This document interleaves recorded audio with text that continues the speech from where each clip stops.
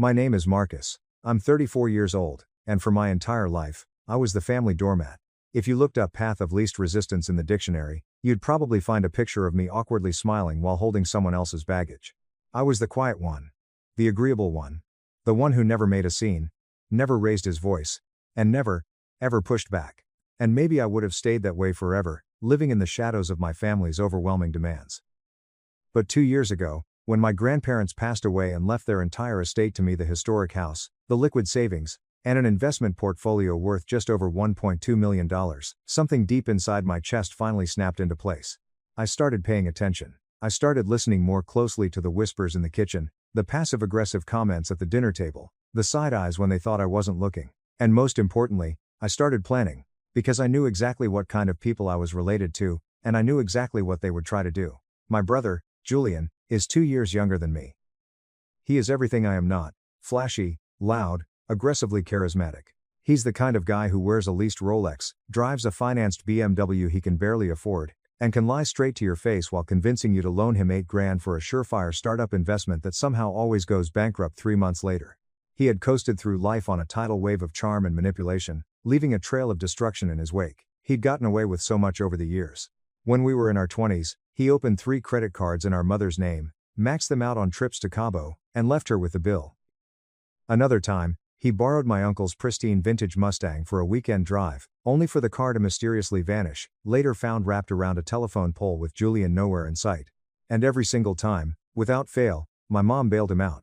She would drain her savings, make excuses to the family, and coddle him, saying he was just a free spirit who was figuring things out. But me? I was always expected to be the responsible one. The backup plan, the safety net. When mom couldn't make rent because she'd given her paycheck to Julian, it was my door she knocked on. When Julian needed someone to co-sign a lease because his credit was radioactive, I was the one guilt-tripped into putting my name on the line. I spent my entire 20s shrinking myself so they could take up more space. But I was done playing that role. When my grandfather passed away 2 years ago, exactly 13 months after my grandmother lost her battle with cancer, the reading of the will was a quiet, somber affair. He left the entire estate solely to me. Everything. The money, the assets, and the house. I wasn't surprised. For the last 5 years of their lives, I had been their sole caretaker. When no one else in the family bothered to call, much less visit, I was the one there. I was the one who drove them to endless oncology appointments at 6 a.m. I handled the grocery runs, the midnight emergency room visits, the complex medication schedules, and the never-ending mountains of insurance paperwork. I spent my weekends fixing the leaky roof, mowing their lawn, and sitting by their bedside, holding their fragile hands while they told me stories about their youth. Julian? He'd show up on Christmas morning for exactly 45 minutes, take a few selfies with our dying grandparents for his Instagram with captions about number family first, eat a plate of ham, and vanish until the next major holiday. Mom wasn't much better. She only visited when she needed to borrow money for one of Julian's disasters. My grandparents saw through it. They saw through all of it. But when the lawyer sat across from us in his mahogany-paneled office and read the document making me the sole beneficiary, the temperature in the room plummeted. I will never forget the look my mom gave me. It was this tight-lipped, venomous, deeply disappointed twist of her face, as if I had just reached into her purse and stolen her wallet. "Well," she clipped, her voice trembling with suppressed rage, "I suppose your grandfather wasn't in his right mind at the end. We'll need to look into this." That was the moment I realized the storm wasn't just coming, it was already here. The crown jewel of the estate was the house. It's a gorgeous, sprawling old craftsman home in the historic Oak Ridge district. Deep mahogany woodwork, original stained glass windows, a massive wraparound porch, and ancient oak trees dripping with Spanish moss. It looked like something out of a Southern Gothic movie. My grandparents had bought it in the 1970s, and over the last decade, the neighborhood had absolutely exploded in value. Every house around it had been gutted, flipped, and sold to tech executives for astronomical prices. My grandparents had received cash offers weekly, but they never sold. They loved that house, and now, it was mine. I knew Julian and Mom would come for it. I could practically see the dollar signs reflecting in Julian's eyes at the funeral. So, I didn't move in right away. I kept my crappy little one-bedroom apartment across town, continued working my normal accounting job, and quietly went to war. I spent weeks meticulously getting everything in order. I had the house appraised by an independent firm. I hired a ruthless, brilliant estate attorney named Elena Rostova. I didn't tell anyone. Not Julian, not Mom, not my extended family. I kept the original deed in a safe deposit box at a bank across the county. Under Elena's guidance, I placed the entire property, the title, the financial assets, and the savings into a heavily fortified, irrevocable trust. I named myself as the sole trustee. I went steps further. I moved all the utilities, the property taxes, and the insurance under a newly formed LLC tied directly to the trust. It cost me several $1,000s in legal fees and administrative overhead, but I didn't care. I considered it an investment in my sanity. I knew my family's playbook. I knew they wouldn't just ask for a handout, they would try to take it by force. For the first year, it was quiet. Too quiet. The kind of silence that makes the hairs on the back of your neck stand up. Julian texted a few times, asking casually if he could borrow the keys to the Oak Ridge place to host a networking mixer. I told him no, citing that the house was undergoing maintenance. Mom would call me every Sunday, dropping heavy, guilt-laden hints about how unfair it was to leave a multi-generational legacy to just one person. You know, Marcus, she sighed over the phone one evening, her tone dripping with fake sweetness. Your brother was always Pop's favorite. He used to say Julian had the spirit of an entrepreneur. It's a shame Pop's mind was so clouded by the medication at the end. He would have wanted Julian to have a stake in that property. It's practically a gold mine. I just nodded into the phone, letting her talk. I didn't argue. I didn't correct her. I played the part of the dumb, overwhelmed, younger brother perfectly. I let them believe I was being naive, that the house was just sitting there in my name, ripe for the picking. The tension finally snapped last month. Julian had started posting vague, insufferable stories on his social media. Pictures of him standing in front of luxury homes with captions like, "Big things coming. Next chapter loading, real estate mogul in the making." Number grindset. I knew he had recently wormed his way into a boutique real estate firm, a flashy agency that cared more about their agents' TikTok follower counts than their actual real estate licenses.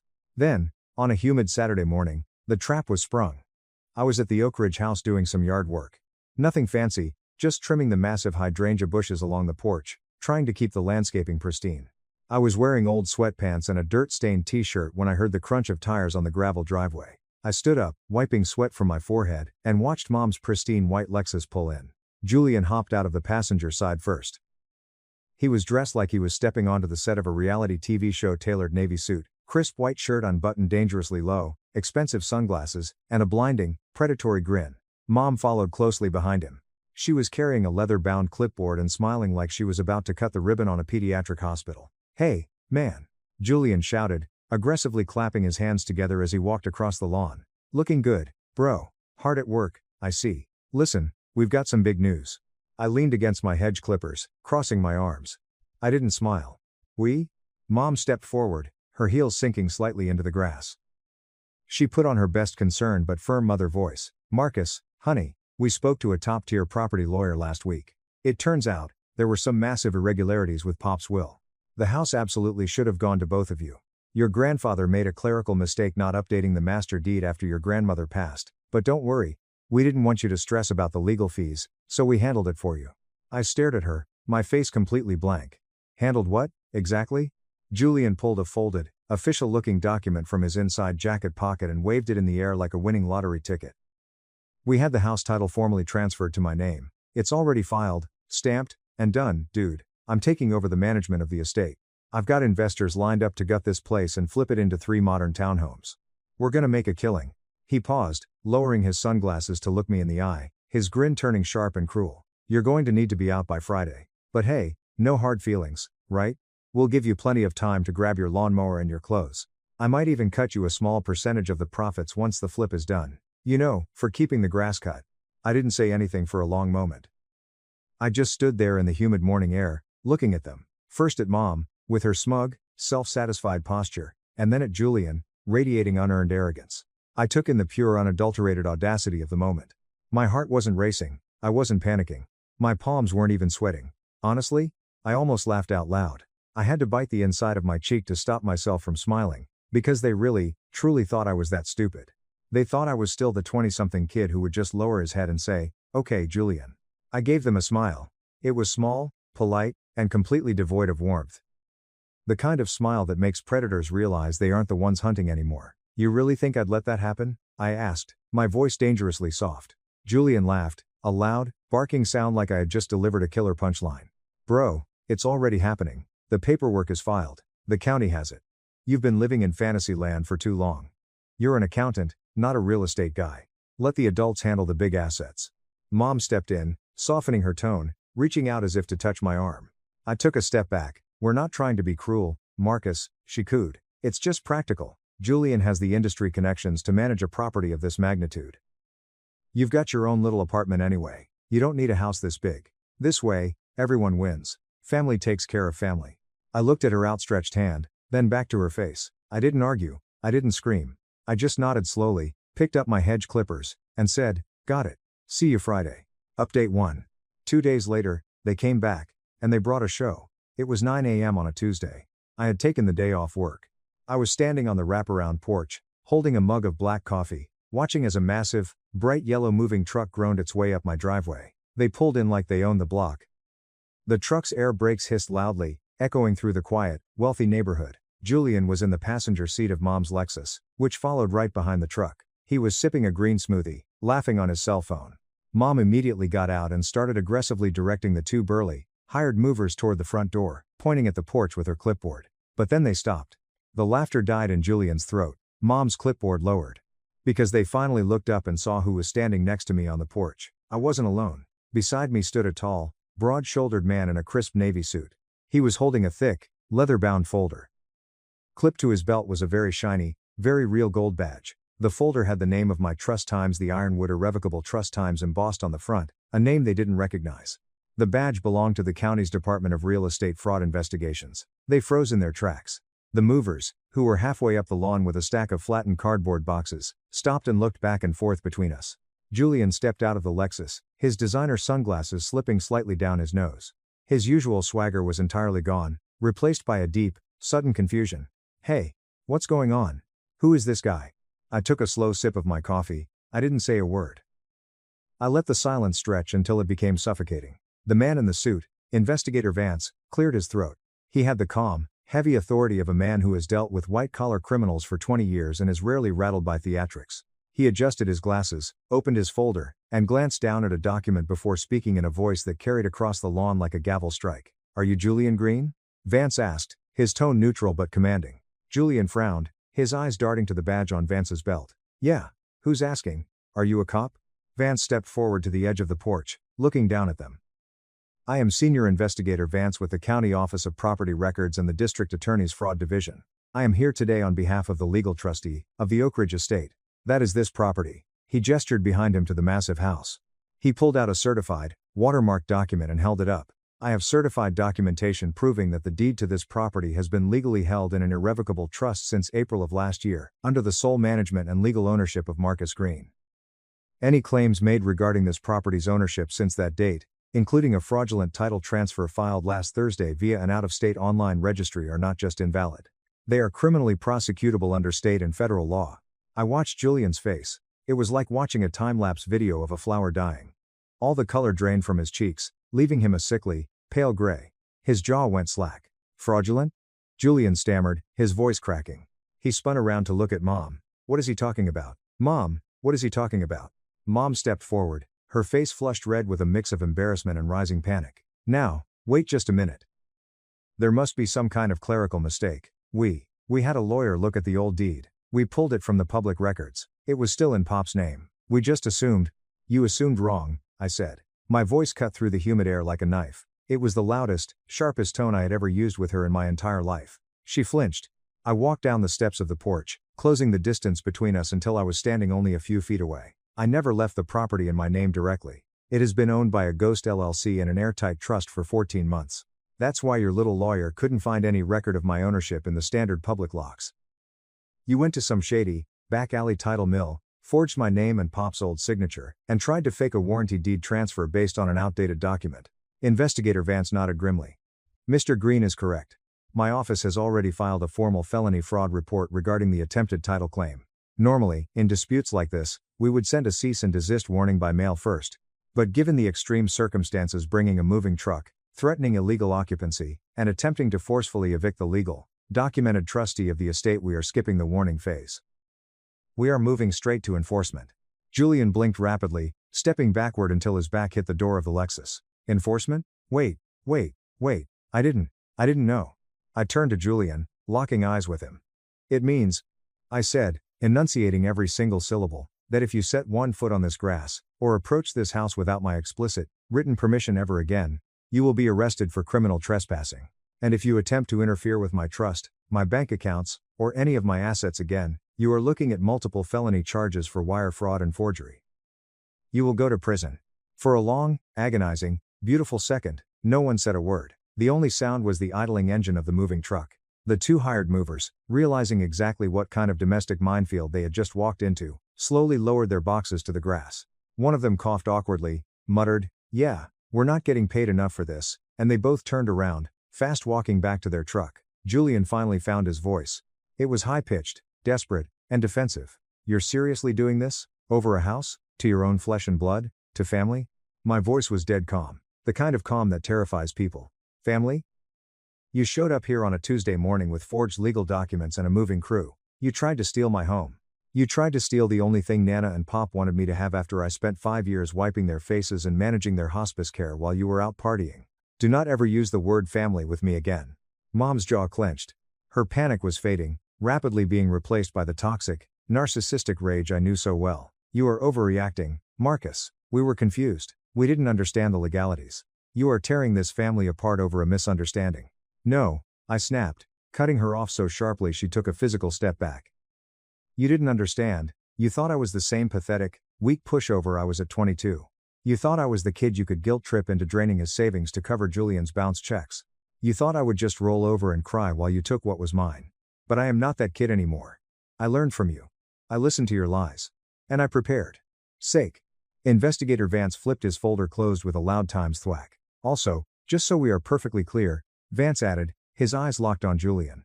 "I have already alerted the local Oak Ridge Police Precinct. Your license plates are on file. If either of you attempt to return to this property under the guise of any fraudulent property claim, there will be a squad car here in 3 minutes, and you will leave in handcuffs. Have a good day." Julian's eyes flashed with a cornered, animal panic, but he didn't say a single word. He couldn't. The alpha male facade had completely shattered. He turned to his mother, his face pale, and snapped, "Get in the car. We're leaving. Now." He practically dove into the passenger seat. Mom lingered for half a second. She stood by the open driver's side door, her mouth opening and closing like a fish out of water. I could see the gears turning in her head, desperately searching for one last manipulation, one last guilt trip, one last tearful plea to make me the bad guy. But looking at my cold, unyielding expression, and the federal investigator standing beside me, she realized she had absolutely no ammunition left. She got in the car and slammed the door.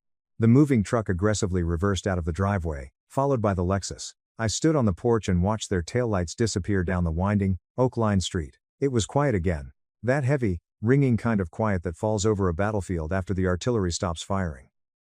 It was the culmination of a confrontation that had been building inside me for over a decade. Investigator Vance handed me a stamped copy of the filed incident report. "You handled that well, Mr. Green. Call my direct line if they so much as drive past the mailbox."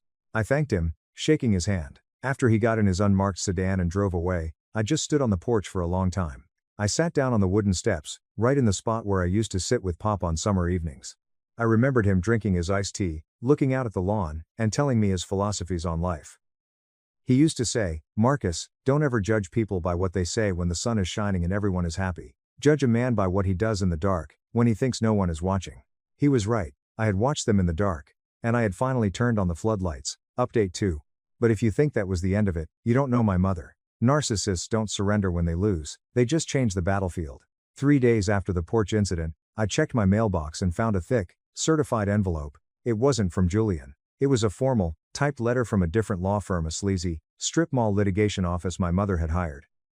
In the letter, her lawyer claimed severe emotional distress, and argued that as the direct, blood descendant of my grandparents, my mother had a moral, ethical, and familial right to a mandatory portion of the estate. The letter was a masterpiece of legal gaslighting. She demanded compensation for the mental anguish and psychological trauma caused by being cruelly excluded from her childhood home. Attached to the letter was a formal demand list for what she considered reasonable reparations to avoid a lengthy, public court battle. Her demands? $200,000 in liquid cash, transferred immediately. A 30% joint ownership stake in the Oak Ridge house. And a monthly living allowance of $2,000 to be paid from the trust until further notice. I sat at my kitchen island, staring at the paper. At first, I was numb. Then, my hands began to shake. Not with fear. Not with sadness. But with a blinding, white-hot fury. Because she wasn't finished trying to bleed me dry. And now, neither was I. I must have read that demand letter 6 times in dead silence. The first few times, my brain tried to rationalize it. I tried to believe that maybe it was just an angry lawyer acting on her behalf, but by the sixth read, the reality set in.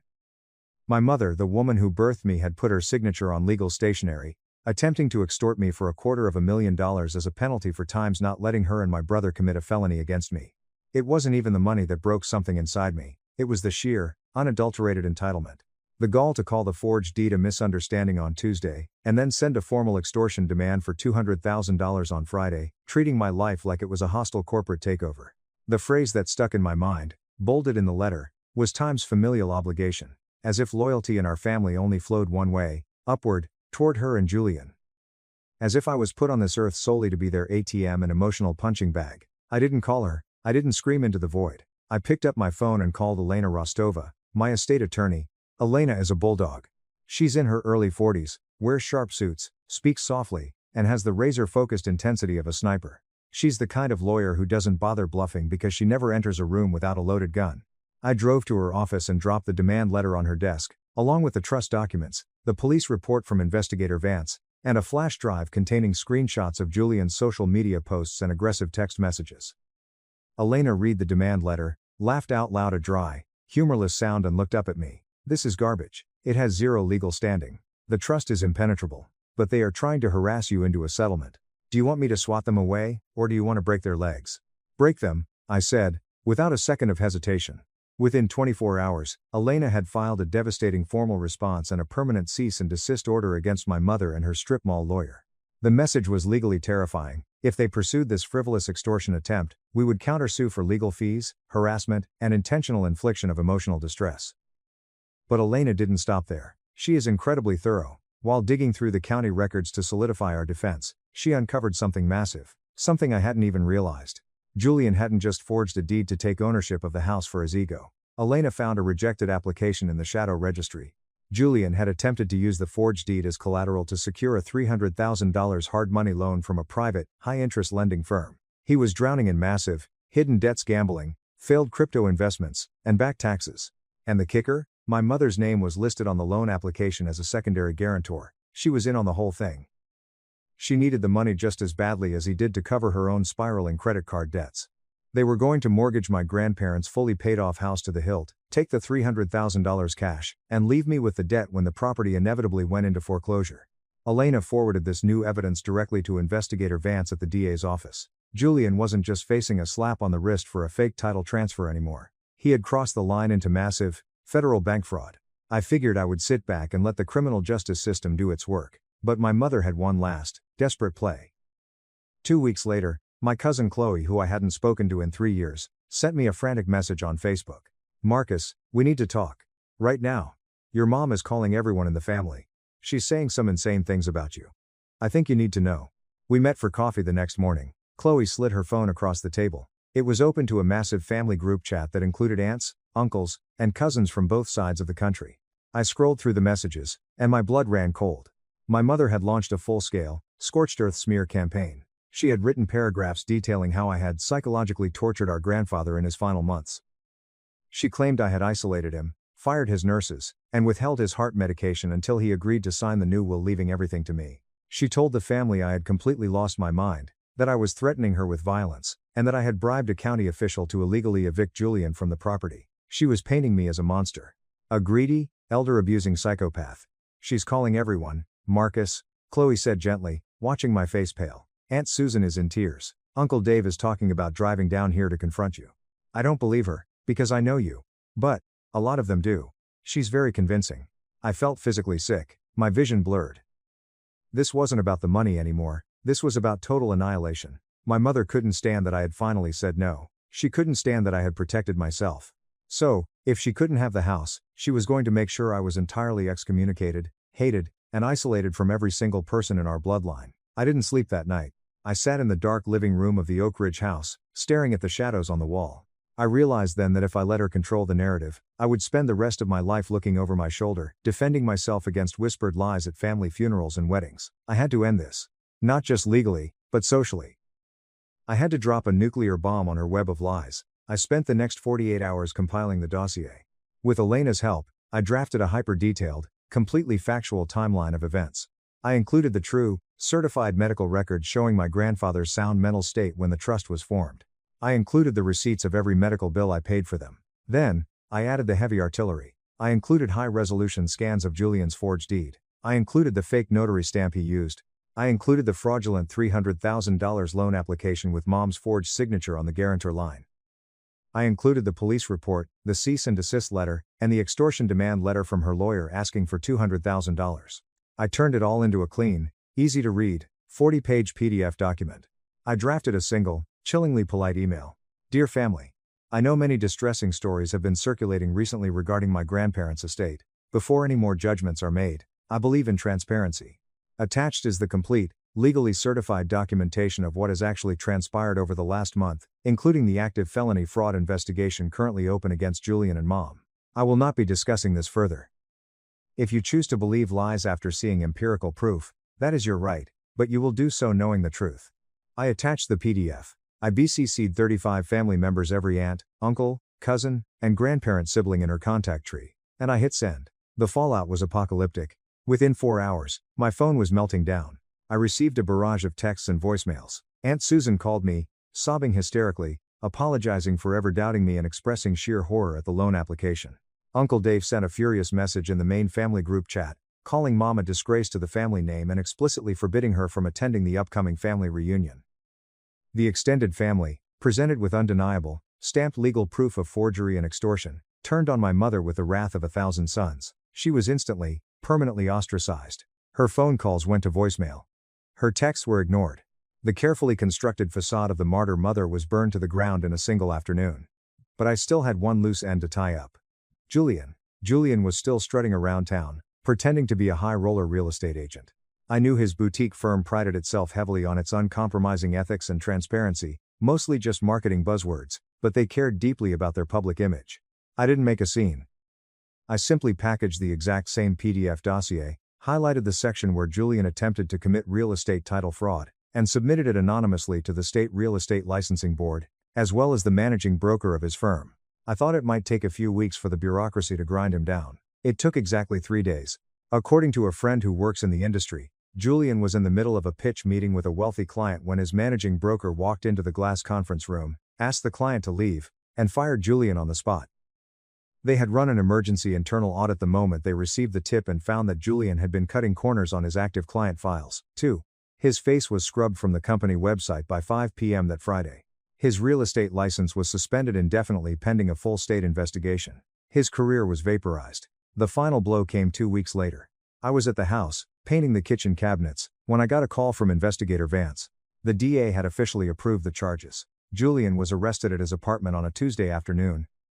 There was no dramatic SWAT raid, just 2 detectives knocking on his door, placing him in handcuffs, and walking him past his neighbors to a cruiser. He was charged with felony attempted real estate fraud, forgery, and attempting to secure a fraudulent loan.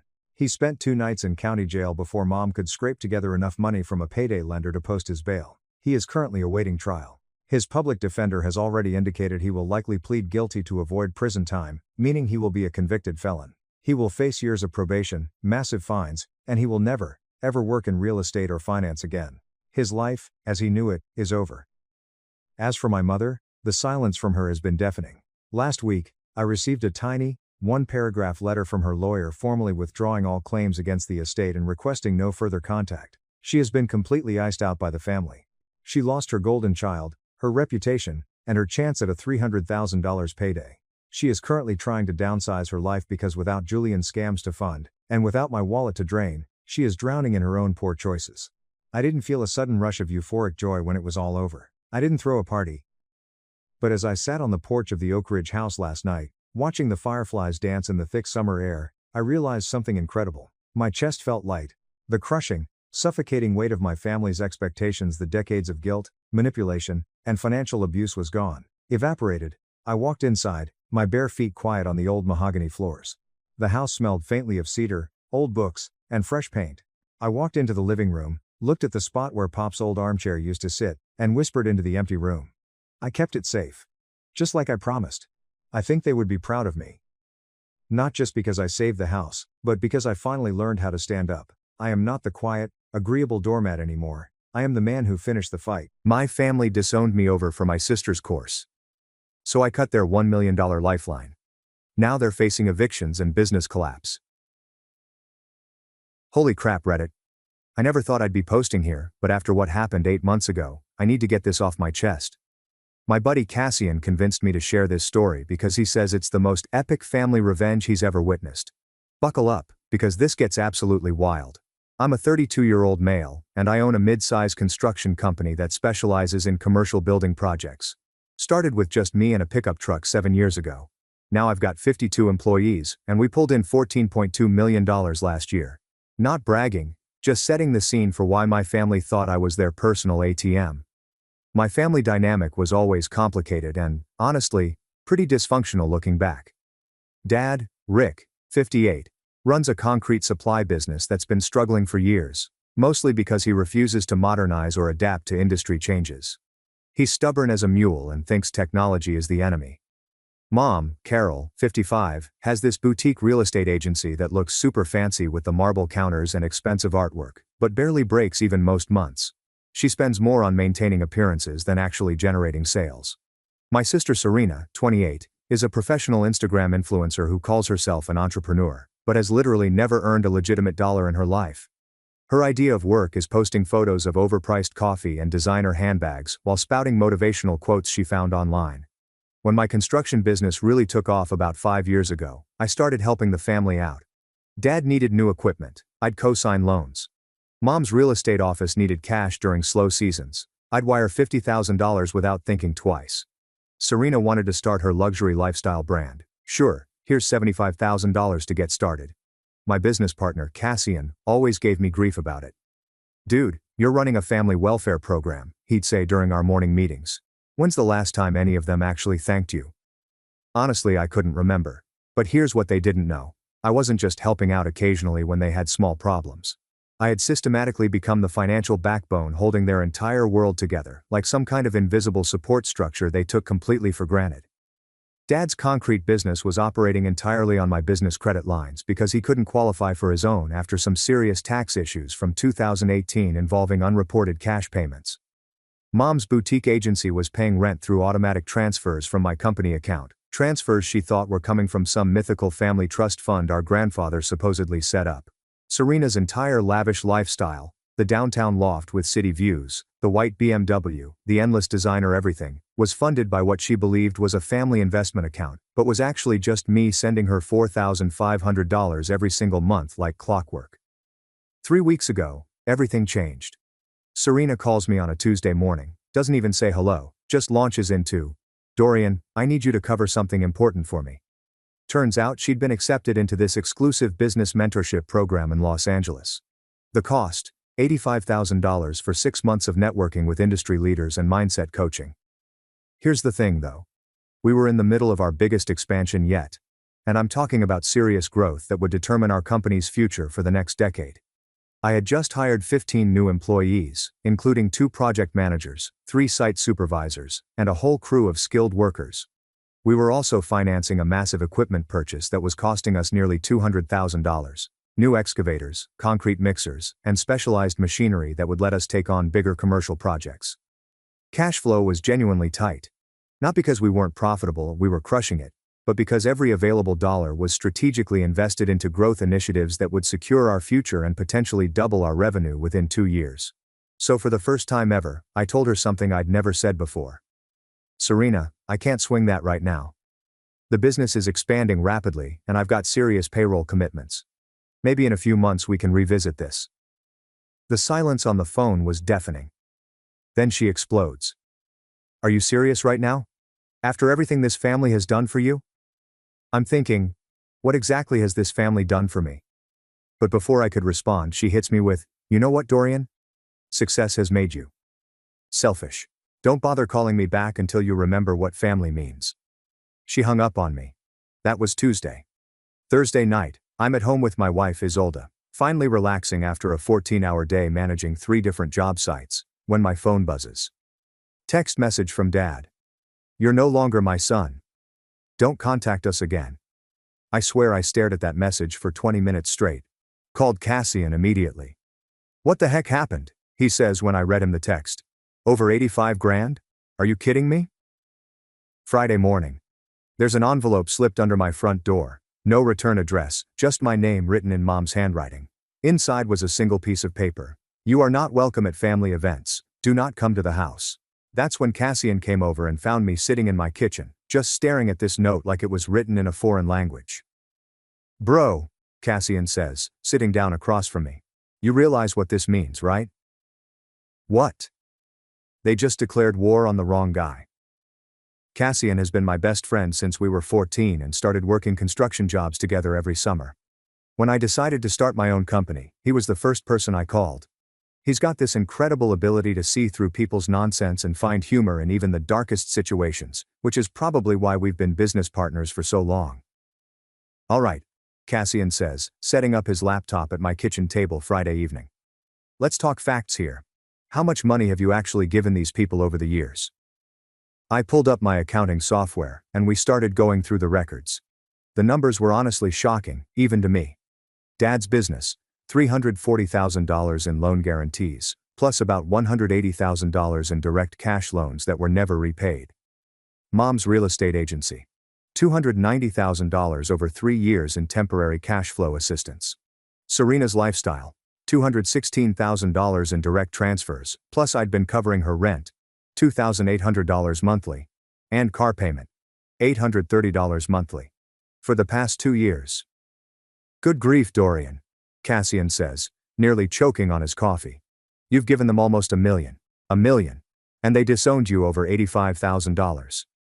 But here's where Cassian really proved his worth as a friend and business partner.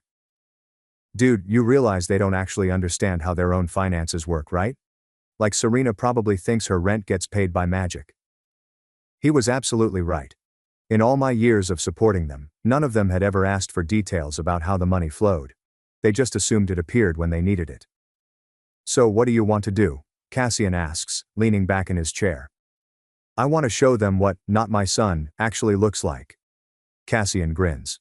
Now you're talking, but we're going to do this intelligently. No emotional decisions, just cold, hard business logic. Saturday morning, Cassian shows up with coffee and a legal pad. All right, brother, time for some financial reality. But first, we're going to protect you legally from any blowback. We spent the entire weekend systematically mapping out every single financial connection I had with my family. And honestly, it was like discovering an iceberg. The surface stuff was just the beginning. The web was way more extensive and complicated than even I had realized after years of gradual involvement. Dad's concrete business wasn't just getting occasional help. It was essentially operating as a subsidiary under my commercial credit lines because his personal credit was completely destroyed. The company trucks, the equipment leases, even the liability insurance were all flowing through my business credit. His employee health insurance was subsidized through my company's group plan because his business couldn't afford decent coverage on its own, and I'd been quietly covering the difference for 3 years. Mom's real estate office situation was even more complex than I'd remembered. The lease was personally guaranteed by me when she couldn't qualify solo. Her website hosting, professional licensing fees, marketing budget, all that expensive office furniture she loved showing off to clients, even her membership in the Regional Real Estate Association. Everything was paid through automatic transfers from my business account that she naively assumed came from some family trust fund our grandfather had established decades ago. Serena was absolutely the worst-case scenario, though, and Cassian was shaking his head as we documented everything. Not only was I covering her rent and car payments, but her credit cards were tied directly to my business accounts as consulting expenses. She was technically listed as a brand consultant for my company, which was just a clever way to funnel her money legally without tax complications. Her health insurance, phone plan, gym membership, grocery delivery service, clothing allowances, even her subscription boxes for makeup and wine were all flowing through my company like she was some kind of dependent child rather than a grown adult. Dude, Cassian says, reviewing our notes, you didn't just help them out occasionally, you basically adopted 3 financially irresponsible adults. By Sunday evening we had a comprehensive plan. Cassian dubbed it, Operation Reality Check. Here's the thing, he explains, they want to disown you? Perfect. But they don't get to keep all the benefits of being your family while treating you like garbage. Time to cut every single cord. Monday morning, I started making calls. Cassian insisted on being present for what he called the Great Financial Disconnection. We set up in my home office with our laptops, coffee, and what Cassian called our productivity playlist, mostly motivational business podcasts. Alright, brother, Cassian says. Let's start with the straightforward stuff and work our way up to nuclear options. First call. My business insurance agent removed Dad's trucks from our fleet coverage effective immediately. Next, the commercial credit line that financed his equipment. I requested an immediate review of all authorized users and had his access terminated. How long until he notices this one? Cassian asks. Probably when he tries to purchase materials tomorrow morning. Beautiful. Next up was Mom's situation. Called the commercial real estate management company and terminated my personal guarantee on her office lease. Then I canceled every single automatic transfer to her business accounts. She's going to panic when that rent notice arrives, Cassian says with satisfaction. But Serena's financial setup was the most complex. Cassian was reading from our list. Car payment, rent, health insurance, phone service, gym membership, grocery delivery, credit cards. Dorian, you were basically this woman's sugar daddy.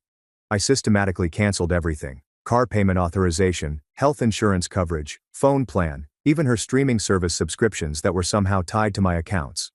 By noon Monday, Cassian and I had methodically removed my financial backing from their entire existence. But we weren't finished. Time for the nuclear option, Cassian announces. The business partnerships. Here's what they never understood. Dad's concrete business was technically structured as a subsidiary of my construction company for tax optimization purposes.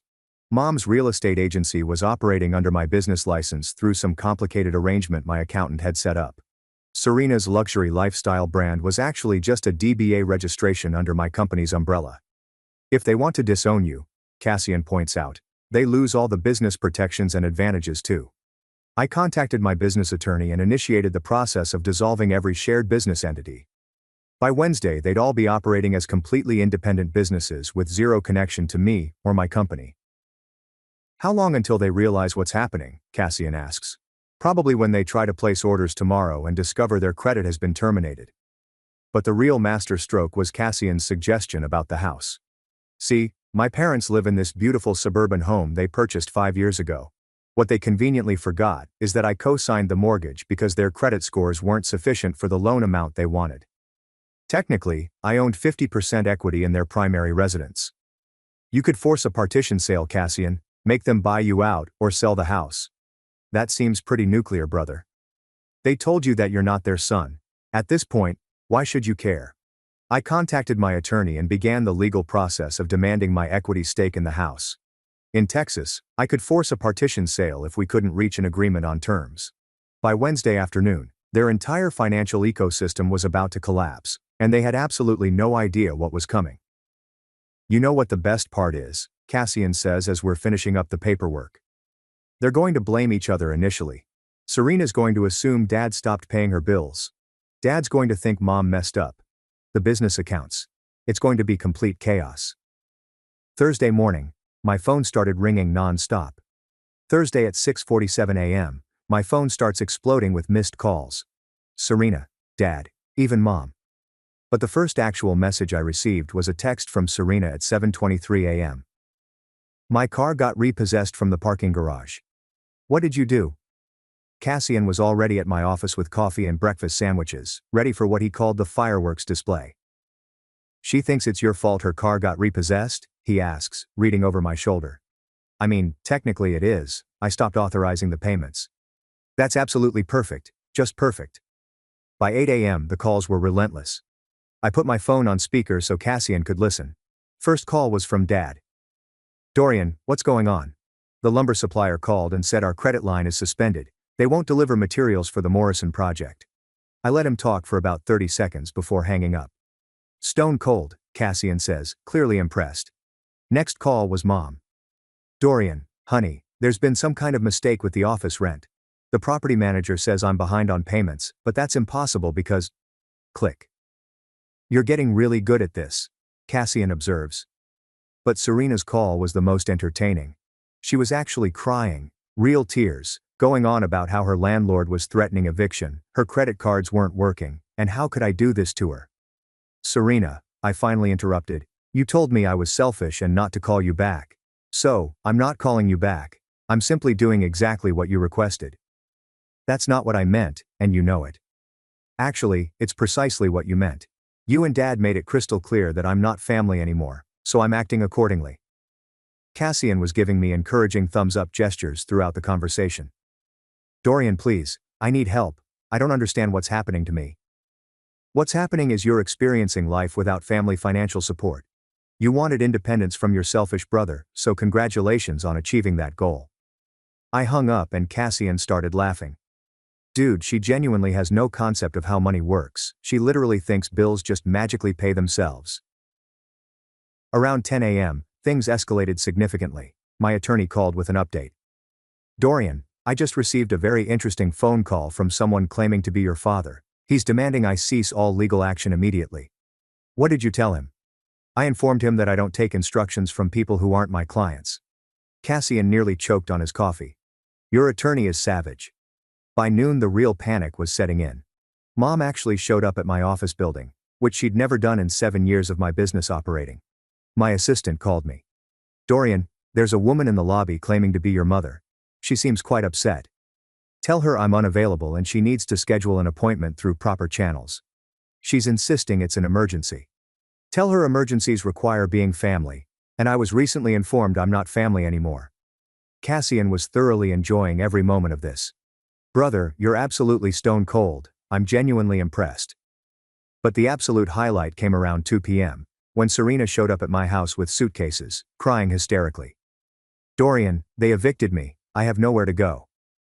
Hotels exist for situations like this. I don't have money for a hotel. Then perhaps you should contact your family for assistance. You are my family. Actually, according to Dad's text message, I'm not. So you might want to figure out alternative arrangements. Cassian was watching from my living room window, trying not to laugh out loud. That evening, all three of them appeared at my house together. Dad was carrying a bottle of wine like he was coming to a social dinner party. Son? I'm not your son. Remember, you made that very clear in writing. Look, we need to discuss this business situation. There's no business situation to discuss. There's just you dealing with the natural consequences of your choices. Cassian opened my front door before I could stop him. Hey folks, Dorian's pretty busy right now, but I'd be happy to take a message. The expressions on their faces were absolutely priceless. By Friday morning, the situation had escalated to full crisis mode for them. Cassian came over early with breakfast and his laptop. Brother, you've got to see this, he says, pulling up Serena's Instagram account. She'd posted this long sob story about family betrayal and learning hard lessons about trust and independence. The comment section was brutal, people calling her out for being spoiled, asking why a 28-year-old needed family funding for basic living expenses. She's getting absolutely roasted, Cassian laughs. Look at this comment. Maybe try getting an actual job instead of posting selfies all day.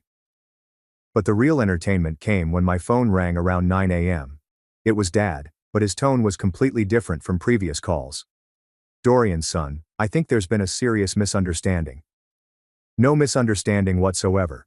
You clearly stated, I'm not your son. I'm simply respecting your decision. I was angry. I didn't actually mean, Dad, you sent me a text saying I'm not your son, then had Mom deliver a written note telling me I'm not welcome at family events. Those aren't words you say in anger. Those are calculated decisions. Cassian was making encouraging keep-going gestures behind his laptop. Look, can we just sit down and have a rational conversation about this? Your mother's extremely upset. My mother? I thought I wasn't part of the family anymore. Long pause. Dorian, what do you want us to do here? Nothing. I want you to do absolutely nothing. You made your choice. Now experience the consequences. I hung up and Cassian was grinning ear to ear. Dude, he called you like 6 times in that conversation. They're definitely feeling the financial pressure. Around 11 a.m., Mom called crying. Actual tears, which I'd maybe witnessed twice in my entire adult life. Dorian, the office lease is in default. I could lose everything I've worked for. That sounds like a challenging business situation. You don't understand. This is my life's work. Mom, with respect, your life's work has been funded by me for the past 3 years. Maybe it's time to discover if it can actually function independently. Dorian, please. I'm begging you. Begging who exactly? I'm not family, remember. But the absolute masterpiece came when Serena called around 2 p.m., completely hysterical. Dorian, I'm staying in a Motel 6. Do you understand how humiliating this is for me? I wouldn't know. I've never needed family funding for my housing arrangements. Come on, and you know I can't afford. Serena, you're 28 years old. The fact that you can't afford basic housing isn't my problem to solve. What am I supposed to do? Get employment? A job? Dorian, I'm an influencer. I have a personal brand. Cassian was dying laughing in the background. Ask her how much her brand actually pays per hour, he whispers. Serena, exactly how much does your influencer brand pay you monthly? Extended silence. That's not the point. No, that's precisely the point. You've been living off family money while pretending to be a successful businesswoman. Now you get to discover if your business model actually works. That evening, Cassian and I were having coffee on my back patio when all three of them showed up again. This time they looked like they'd been crying for hours. Dorian, Dad starts, we're sorry. We made a terrible mistake. We want to make this right. Okay. What does making it right look like? They exchanged uncertain glances. Mom spoke up. We want you to be part of our family again. Cool. What's changed since Tuesday? More confused glances. What do you mean? Serena asks. I mean, 3 days ago, you decided I was selfish and not worth being related to because I couldn't fund Serena's $85,000 life coaching program. What's different now? Silence. Let me guess, Cassian interjects. What's different is now you're facing the reality of cutting off your family bank account. That's not fair, Mom protests. Isn't it though? I ask. Because if I was truly family, if you genuinely wanted me around for who I am rather than what I provide financially, wouldn't you have had this conversation before your bills started bouncing? Dad attempted a different approach. Son, we know you've been generous over the years. Generous. Dad, I've given you people almost $1 million over 5 years. I've co-signed loans, guaranteed leases and basically subsidized your entire lifestyles. That's not generosity. That's financial enabling. We didn't ask you to do all that, Serena says defensively. Cassian and I both started laughing. Serena, I said, you literally contacted me twice monthly asking for money. You absolutely asked.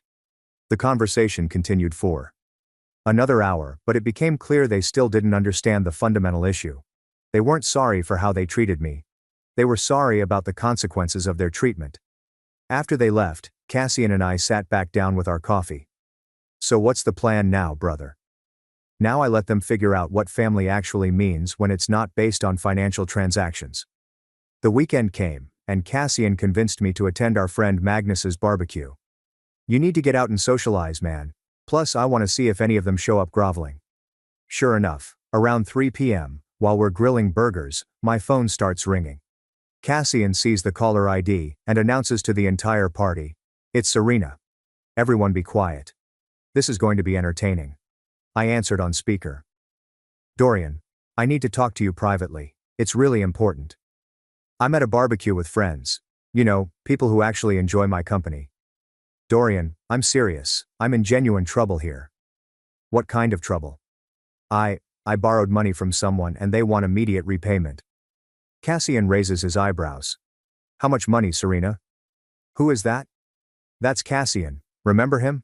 My business partner and best friend who you've never bothered to learn the name of despite knowing him for 10 years. Dorian, I borrowed $15,000 and the person wants it back by Monday, or they're going to. Going to what? They say they're going to expose me on social media. It'll destroy my influencer reputation. The entire barbecue party is listening now. Magnus's girlfriend, Alara, speaks up. Wait, she borrowed $15,000 to maintain her Instagram image? Serena must have heard her. Who said that? Dorian, who are you with? I'm with my actual friends, Serena. You know, people who spend time with me even when I'm not paying for everything. Dorian, please. I just need. Need what? Money from someone who's not your family? Long pause. You're still my brother. According to Dad's text message, I'm not. That was a mistake. No, Serena. The mistake was me thinking that financially supporting you people made us closer as a family. All it did was make you entitled and ungrateful. Cassian gestured for the phone. Serena, this is Cassian. I've got a question for you. What? When's Dorian's birthday? What kind of question is that? Just answer it. When's your brother's birthday? Silence. How about his wife's name? What's Dorian's wife's name, Serena? More silence. One more. What's Dorian's company called? The business that's been funding your lifestyle for years. I don't see how that's relevant. It's relevant because you don't actually know anything about your brother's life except that he gives you money. You don't know his birthday, his wife's name, or even what he does for work. But you definitely know his bank account routing number. Cassian handed me back the phone. Serena, Cassian is absolutely right. You want to be family? Tell me 3 things about my life that don't involve money. The silence stretched on for nearly 30 seconds before she hung up. Magnus's girlfriend Alara shook her head. That's ice cold. She really doesn't know your birthday. It was last month, I replied. She forgot completely, but she remembered to ask for money 2 weeks later, Cassian added. Sunday morning, I woke up to 17 missed calls from Dad. The voicemail was desperate. Dorian, we need to meet today, it's urgent. The business is, just call me back immediately. I returned his call around noon. Dad, what's the emergency? The Morrison contract fell through. We can't secure materials, can't make payroll, and now they're threatening to sue us for breach of contract. That sounds like a serious business problem. Dorian, I could lose everything. Dad, with respect, you told me I wasn't your son. Why would someone who's not your son concern himself with your business problems? Because you're a good man. And you know this isn't just about me, I've got 8 employees depending on. Dad, you're attempting to guilt trip the wrong person. You want to know what a good man does? A good man doesn't disown his son over money. A good man doesn't send threatening notes through intermediaries. A good man doesn't try to manipulate his child into being a family bank. Long pause. What do you want from us, Dorian? I want you to figure out who you are without my financial support. I want Serena to get legitimate employment. I want Mom to operate a business that actually generates profit, and I want all of you to understand that family relationships aren't financial transactions. And if we do that, then maybe we can discuss being family again. But not before. That afternoon, Mom showed up at my house alone. Cassian was overworking on some project proposals, but when he saw her pull up, he grabbed his laptop and headed to the kitchen. I'll be right here if you need backup, he said. Mom looked like she'd aged 5 years in a single week. Dorian, can we talk? Just you and me? Sure. We sat on my front porch. She was quiet for a long time before she started speaking. Your father's pride is going to destroy this family, she said finally. Mom, Dad's pride didn't send me that text. Dad's pride didn't write that note. You all made this decision collectively. We were angry. No, you were entitled. There's a significant difference. She started crying. Dorian, I know we messed up terribly, but you're destroying us. Mom, I'm not destroying anything. I'm just not building it anymore. There's a difference. Your sister's sleeping in her car now. Her choice. She could get employment, find a roommate, move somewhere more affordable. Instead, she's choosing to be homeless rather than work. She doesn't know how to work. Dorian, we never taught her those skills. That was the first honest thing any of them had said throughout this entire situation. Then maybe it's time she learned. Mom sat there crying quietly for a while before she got up to leave. At the door, she turned back. I love you, Dorian. Whatever happens, I want you to know that. I love you too, Mom. But love and money aren't the same thing. Took me 32 years to figure that out. 3 weeks later, Cassian and I were finishing up a client meeting when my assistant buzzed the intercom. Dorian, there's a woman here who says she's your sister. She looks different. Cassian grinned. This should be interesting. Serena walked into my office looking like she hadn't slept properly in days. Her usual perfect Instagram appearance was completely gone. No makeup, hair in a messy ponytail, wearing jeans and a basic t-shirt instead of designer everything. Dorian, I got a job. Cassian looked up from his laptop. Congratulations. What kind of employment? I'm working at a marketing firm downtown. It's entry level, but they said if I work hard, I can advance. I gestured to a chair. That's excellent, Serena. How's it going? It's really hard. Much harder than I expected. I had no idea how much I didn't know about actual work. She paused. Dorian, I owe you a serious apology. For what specifically? For everything. For treating you like a personal bank instead of a brother. For not caring about your life unless I needed something from you. For not even knowing your birthday. She took a deep breath. Cassian was completely right. I didn't know anything about you except that you had money. Cassian nodded approvingly. This represents genuine progress. I've been attending therapy. she continued. The therapist helped me understand that I was, what's the word? Parasitic. I was living off you without giving anything back to the relationship. What changed your perspective? I asked. Honestly, being completely broke. Turns out when you can't afford food, you start questioning your life choices pretty quickly. And Dad's business is struggling, but he's trying to make it work without loans or credit extensions. Had to sell some equipment, let go of 2 employees. Mom closed the expensive office and is working from home. She's actually making money for the first time in years. And how do you all feel about me now? Serena looked down. We understand why you did it. We're not happy about the consequences, but we understand your reasoning. Dad keeps saying he should have seen it coming. Cassian leaned forward. Serena, what's Dorian's wife's name? Isolde. She's a pediatric nurse at Children's Hospital. You guys met in college but didn't start dating until after graduation. She's originally from Oklahoma. When's his birthday?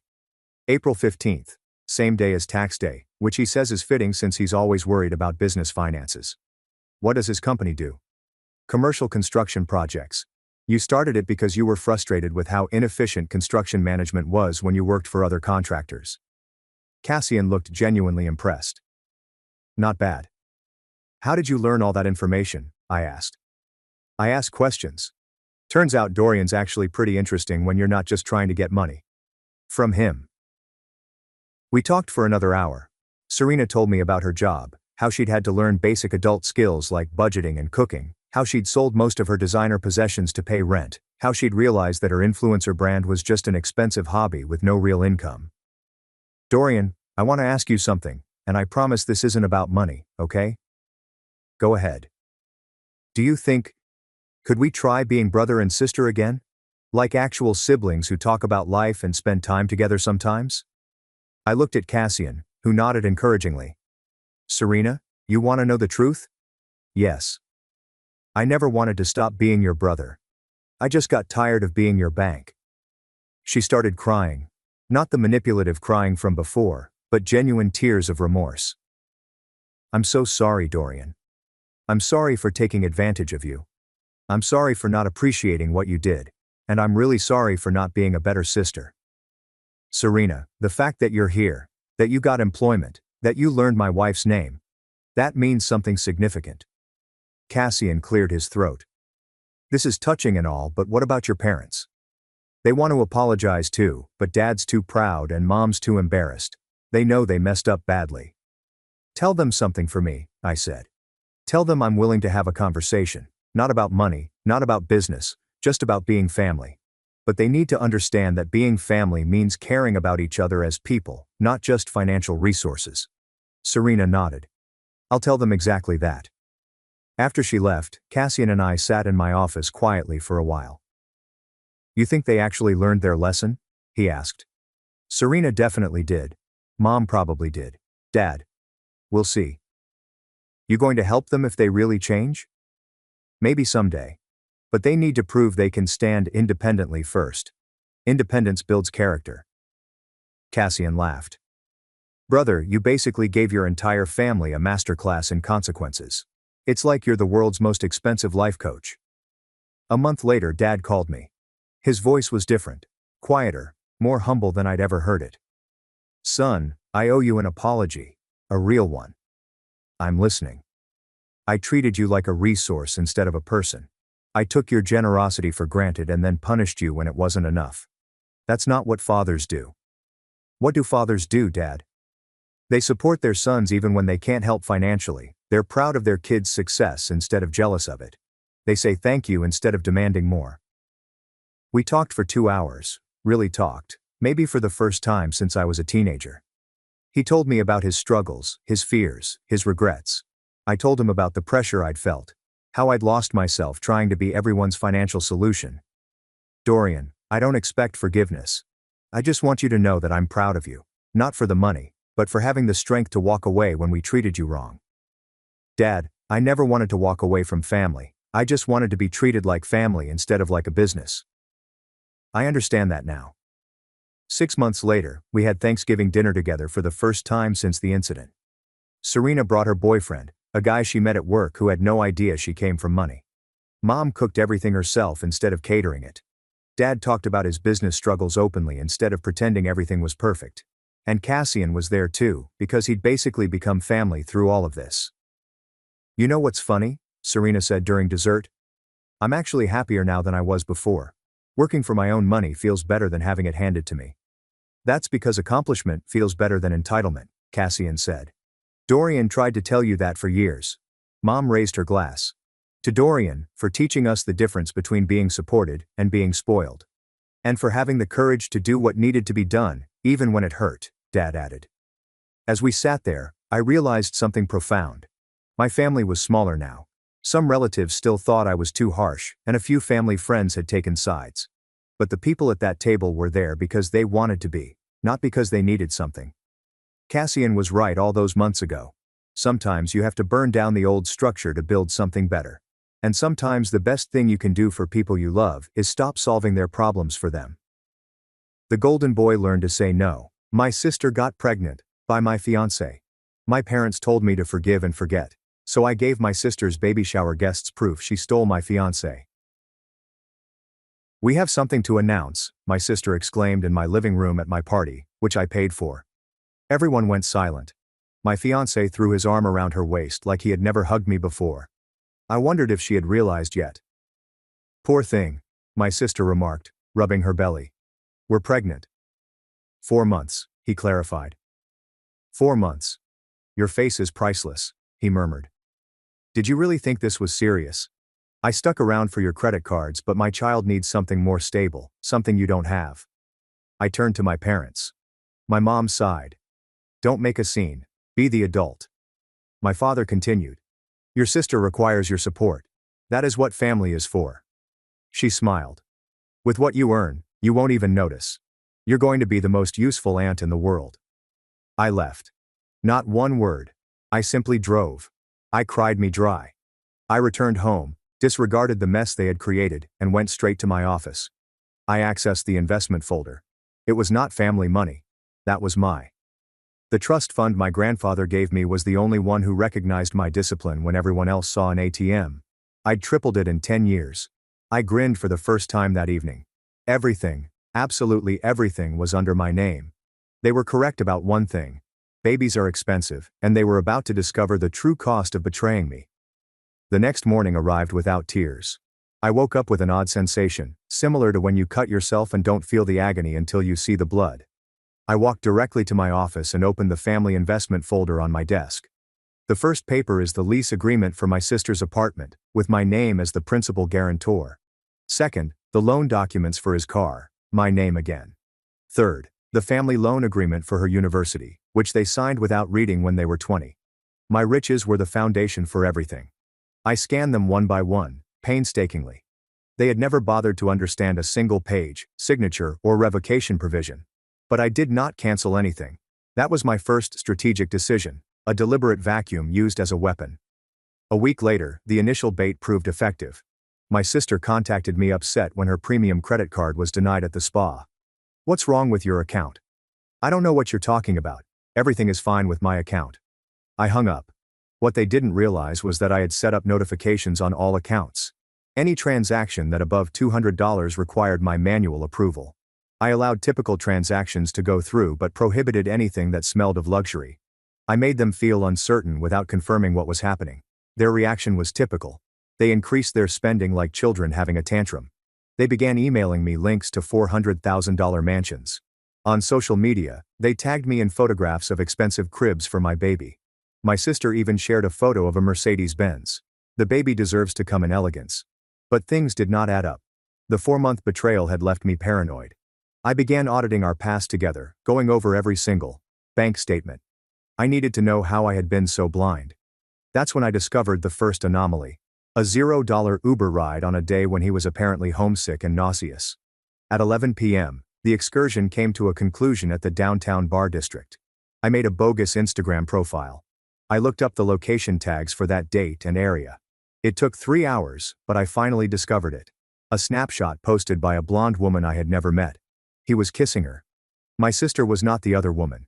She was simply the safer investment. I kept digging. I discovered 2 years of digital lies, And whole life he had been leading behind my back. Instagram stories I wasn't tagged in. We never booked any hotel bookings together. Romantic dinners didn't exist in my reality. I called a lawyer the next day and scheduled a 1-hour meeting. I want to confirm all of my revocation and execution rights on these 3 assets, I explained, placing the scanned documents on his desk. He spent 20 minutes reviewing them. You have absolute control. You can revoke any guarantee with 30 days notice. For the car loan, you can demand immediate payment of the total debt. For the apartment, technically, you can evict them whenever you want. Legally, everything is ironclad. Their signatures authorize it. I paid the $200 consultation charge in cash and departed with a smile I hadn't felt in weeks. I began documenting everything. I produced digital and physical folders containing screenshots of their exorbitant spending, recordings of their calls requesting money, and communications in which they treated me like an ATM. Every insult, snub, and evidence of their ingratitude is documented with a date and time. Then came the counterattack. My best buddy called me, and her voice was odd. Is it true you've had a mental breakdown? Your sister says you're obsessed and need help. That's when I realized their strategy. Socially isolate me. Paint me as the insane person who couldn't embrace their happiness. Since when do you believe her more than me? I asked her. Uncomfortable quiet. I'm just worried about you. It worsened when my mother called. Her voice was devoid of any diplomatic concern from the parties. It was pure accusation. Your sister is under a lot of stress because of you. It could be bad for the baby. Do you want that on your conscience? Pure emotional blackmail. I'm fine, Mom. Just reevaluating priorities. Stop being dramatic. She's your sister. I know exactly who she is. A month after the fiasco, I received the call I had been waiting for. My mother spoke again, but in a sugary voice. Honey, we're having a baby shower for your sister. We know you've had your differences, but it's time to forgive and forget. Family is the most important thing. I remained silent for 5 seconds. It felt like an eternity. Of course, Mom. I wouldn't miss it for the world. I'll be there. Really? That's wonderful. I knew you'd come to your senses. Count on me. In fact, I'll bring the gifts. When I hung up, I opened my laptop and began composing a detailed list. They were not gifts I was bringing. These were sentences. The game had started. On Monday, after my talk with Mom, I began shifting the pieces. First, I mailed a certified eviction notice to my sister's residence, giving her 30 days to remove.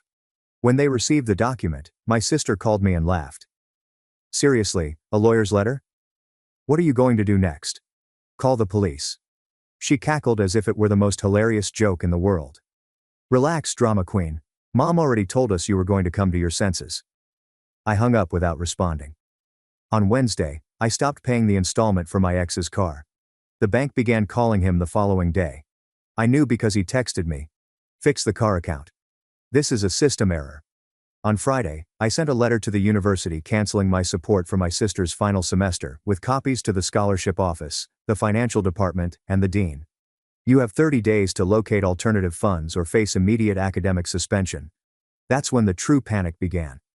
My sister contacted me at 7 a.m., screaming uncontrollably. On Saturday. What did you do? They're going to kick me out of the university. I'm pregnant. I can't work full time. Good morning, sister. How are you and the baby? Don't give me that. Fix this right now. I can't fix what isn't broken. Check the contracts you signed. Those papers don't mean anything. We're family. Exactly. That's what family is for, I replied, echoing my father's sentiments. Isn't that what you told me? The hush on the other end lasted 5 seconds before she hung up. My ex received a formal repossession warning from the bank the following Tuesday. Of course, he ignored it. He sent me a message. Stop the drama. You're aware that I need the car for work. Think of the baby. As if my sister's baby were my duty. On Wednesday, they hired a low-cost lawyer they found through Google. I know because I received a stupid letter, full of spelling problems, threatening me with serious legal consequences for violating implied family obligations. My lawyer laughed when I showed it to him. Implicit family commitments. This guy got his degree from a cereal box. I requested that he provide copies of all signed contracts, with each revocation clause highlighted in fluorescent yellow. The cheap lawyer's quiet sounded deafening. We never heard from him again. However, my masterstroke required an unexpected ally. I scoured Instagram till I discovered the blonde in the shot. Her name was Andrea. She had a public profile and 3 years' worth of images with my ex. I made a phony account and sent her a direct message including a single photo of the two of them kissing on the day he was supposed to be sick. I felt you should know that he is cheating on you with me. We have been together for 2 years. He is marrying me in December. Her response arrived in 10 minutes. What? 2 years? We have been living together for 3 years. Who are you? I emailed her screenshots of our conversations, images of our life together, and receipts for romantic dinners she'd never seen. I'm his fiancé. Oh, he was living with you since he also lives with me. The information exchange took 2 hours. It turns out he had 2 apartments, 2 lifestyles, and 2 ladies paying his bills, each believing she was the only one. Andrea paid half of her rent on the opposite side of town. I paid for everything else. That son of a... She eventually wrote. What do you want to do? Do you know my sister? The one who's pregnant by him? He's pregnant by him? He told me he was sterile. Andrea became my most important ally. She not only confirmed that my ex was a professional liar, but she also had 3 years of evidence of his true personality. Photos at parties while he was supposedly caring for his sick girlfriend, me, messages mocking the fools who maintain my lifestyle, and even videos in which he practiced lies to tell me later on. There's something you have to see, she wrote. They're having a baby shower this Sunday. Your sister posted on Facebook asking for money for the best gifts for the future baby. She sent me screenshots. My sister had started a GoFundMe campaign titled, Help a Single Mom. She explained how her wealthy family abandoned her because she was pregnant. The tale was that I had kicked her out of the house out of jealousy, and she needed community support to provide the best for her baby. She'd raised $1,200. My blood boiled. But Andrea had a better idea. What if I go to the baby shower? As his girlfriend, I have a right to meet the mother of his child. No. Meanwhile, my ex showed up in my workplace parking lot on Friday afternoon. He was nervous, sweating and gesticulating violently. We need to talk right now. I took out my phone and began recording before approaching him. What do you want to talk about? Cut the crap. You know damn well what. Cancel all this before it's too late. Cancel what? Be clear. The evictions. The repossessions. Everything. I don't know what you're talking about. Are you having some legal trouble? Don't play dumb with me. It's my child, my family. You can't destroy my life over a tantrum. A tantrum?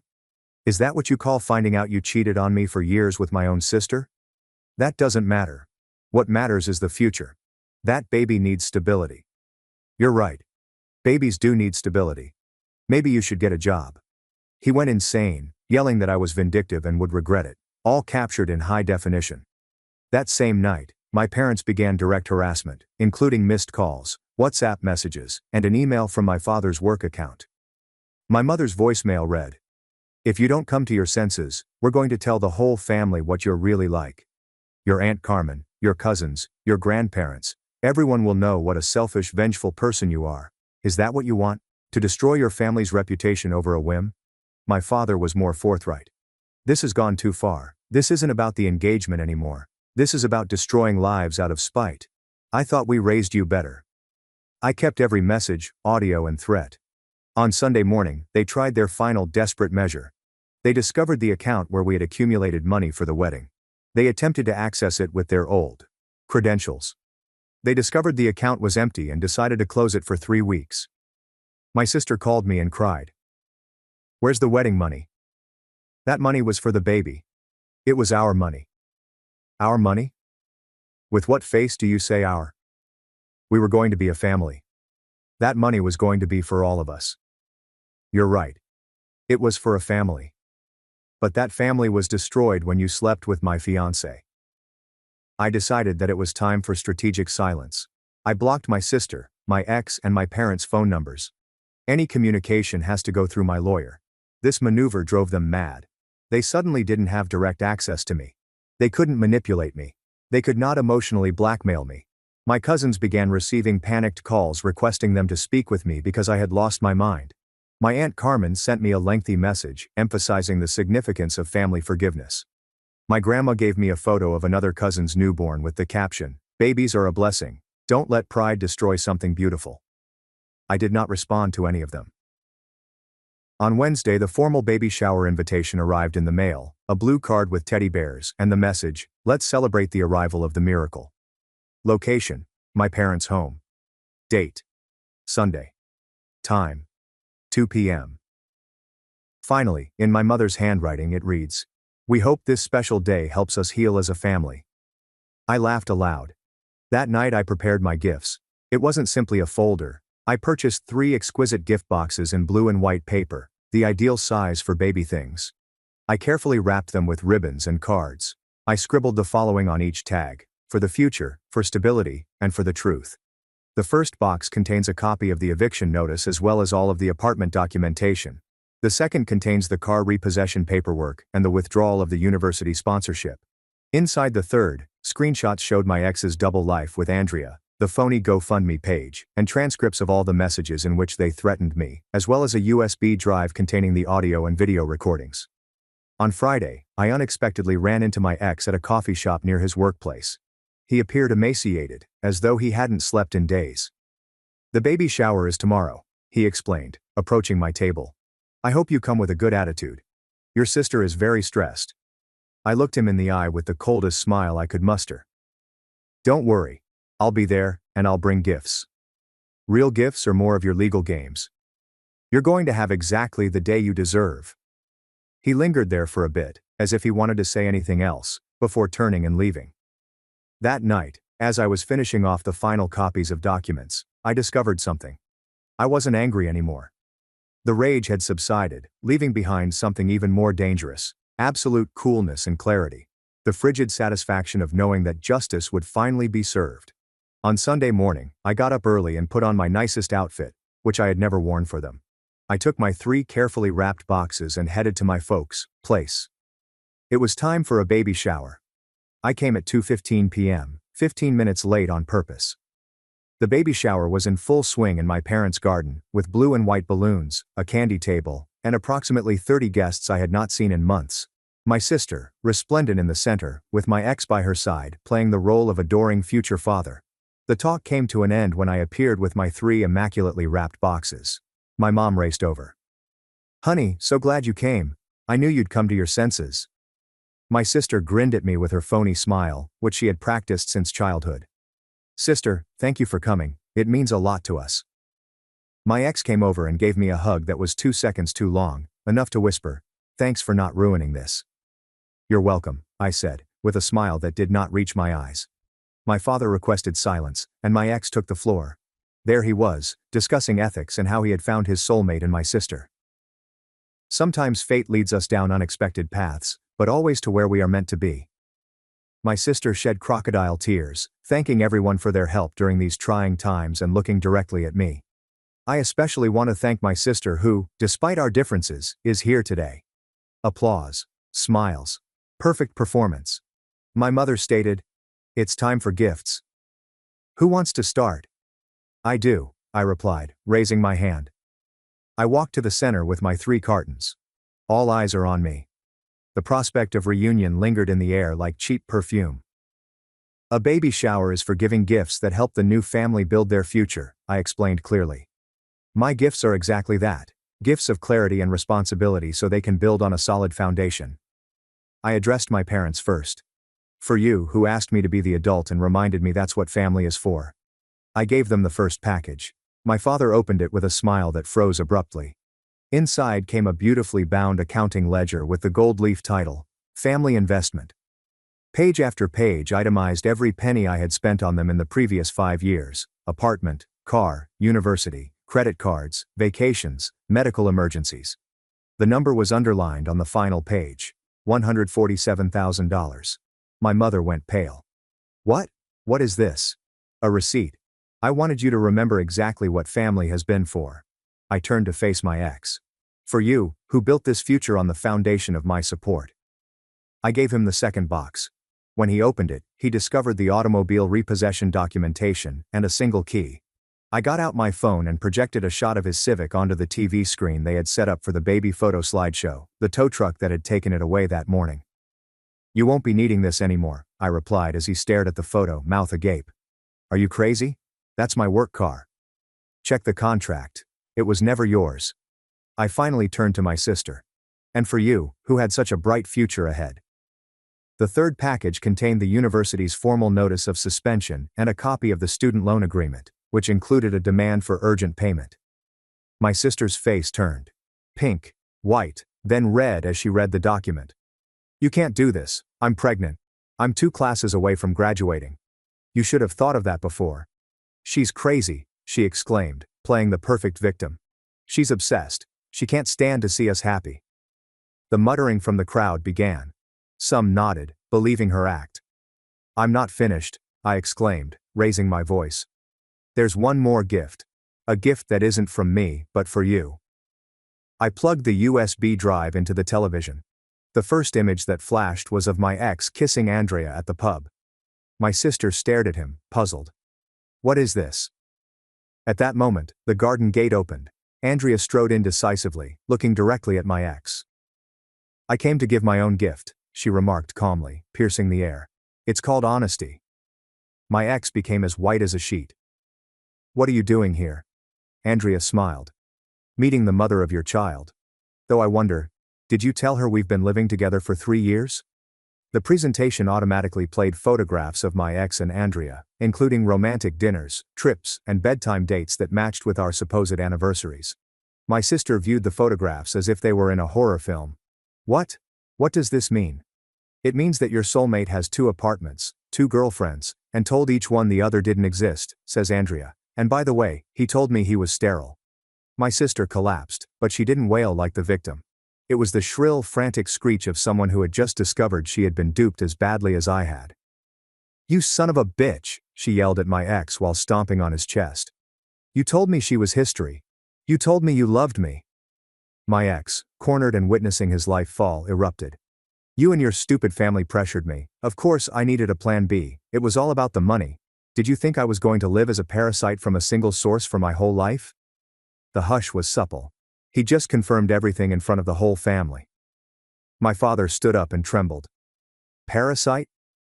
"Yes," my ex said, screaming out of control. "You and your money. Your daughter paying for everything." Of course I looked for alternatives. Any smart man would have. My sister was on the ground, sobbing in a way I'd never seen before, completely broken. I stepped over, bent down to her level, and murmured just quietly enough for just her to hear. "You wanted a real family. He gave you one. Enjoy it." I stood up, grabbed my purse and proceeded to the exit. Behind me, the commotion was complete. My ex is yelling justifications. Nobody believed.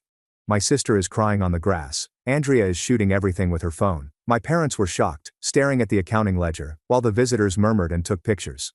At the door, I took one last look back. My mother was soothing my sister, but she was looking at me with a look I'd never seen before. Respect mixed with terror. "That's what family is for," I stated loudly enough for her to hear. I drove home in complete silence.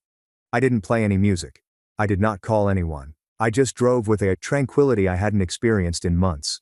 When I arrived at my apartment, I made myself a drink of water, sat on my sofa, and for the first time in a long time, I smiled. My phone began vibrating with messages, missed calls, and WhatsApps. I disregarded them all. It wasn't vengeance I felt in that garden, it was justice. Cold, planned and flawless justice. And for the first time since that awful night at my engagement party, I felt entirely liberated. It had been 6 months since the baby shower. That same night my sister and ex-partner split up. He escaped the city like the rat he had always been. She had no housing, no university and was pregnant, so she had to move into my parents' basement. The irony is exquisite. My parents, who pushed me so hard to keep the family together, are now obligated to support their daughter and the baby with their retirement resources. They became victims of the very daughter they defended. They attempted to reconcile with me 3 months ago. My mother called me, weeping. "We made a mistake. We need our family." "Of course," I told you. "But I'm no longer your ATM. We can have a relationship, but it will be cordial and at a distance." I agreed to see them for lunch once a month, but the terms are strict. No talk about money, no pleas for my sister, and no emotional coercion. They sacrificed their daughter the bank to make a faraway acquaintance. I sold the repossessed vehicle and rented out the apartment. The symbols of my betrayal are now generating passive money. Every month I receive $2,200 in rent, and my lawyer sends me a collection notice for the student loan, a harsh bureaucratic reminder that actions have consequences. I severed off communication with all relatives who pressed or judged me. My social circle was halved, but the quality increased enormously. I no longer have to deal with jealous cousins, misogynistic uncles, or controlling grandmothers. Last week I moved into a new house, smaller than the last one, but all mine, with no bad memories or ghosts from the past. In my study, I have a folder called Freedom Fund. All of the money I save from not supporting parasites goes in there. I've already accumulated $7,000. My sister attempted to contact me once the baby was delivered. She sent me a photo on WhatsApp with the remark, "Your nephew wants to meet his favorite aunt." I did not answer. I blocked that number.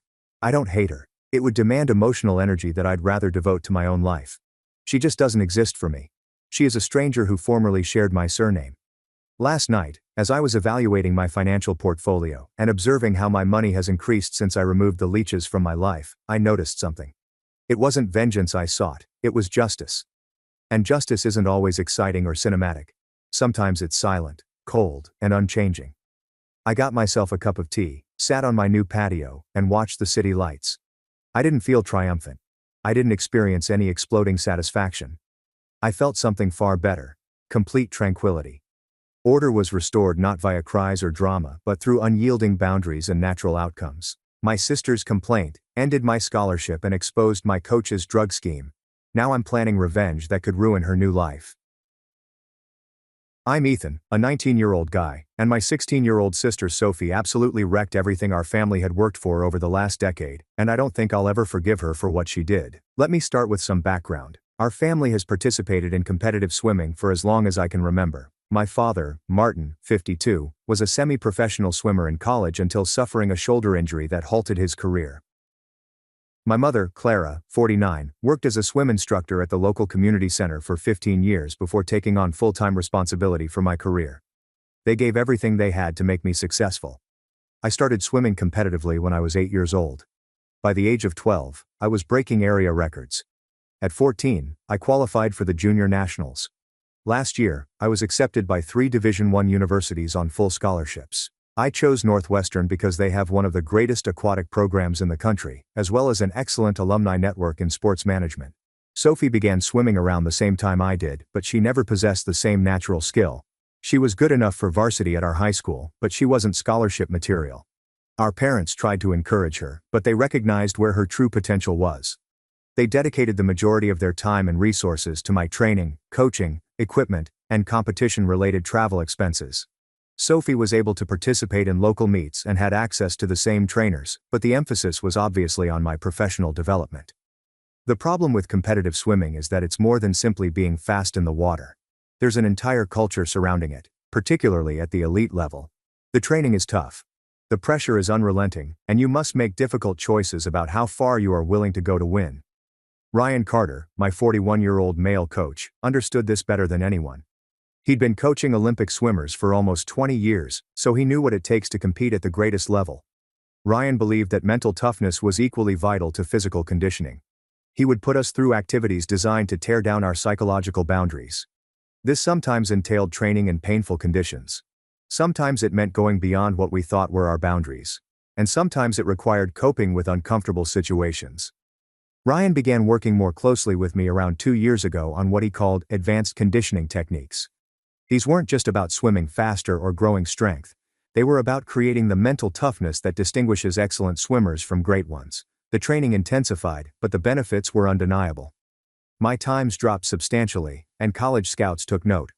Sophie was also in Ryan's program, but she trained alongside the other high school swimmers.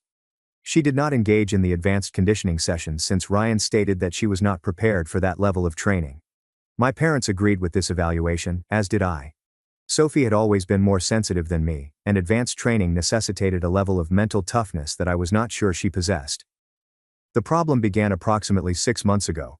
Sophie started asking questions regarding my training sessions with Ryan. She wanted to know why I was staying late after normal practice, why I went to his house on weekends for extra coaching, and why she wasn't invited to these sessions. I tried to explain that the training was specifically tailored for swimmers of my level, but she persisted. My parents and Sophie had multiple conversations about this. They emphasized that different swimmers require different forms of coaching, and Ryan's advanced program was only for individuals competing on a national level. Sophie appeared to accept the explanation, but I could tell she was still upset by it. Things worsened when Sophie started dating Liam, a 17-year-old male from her chemistry class.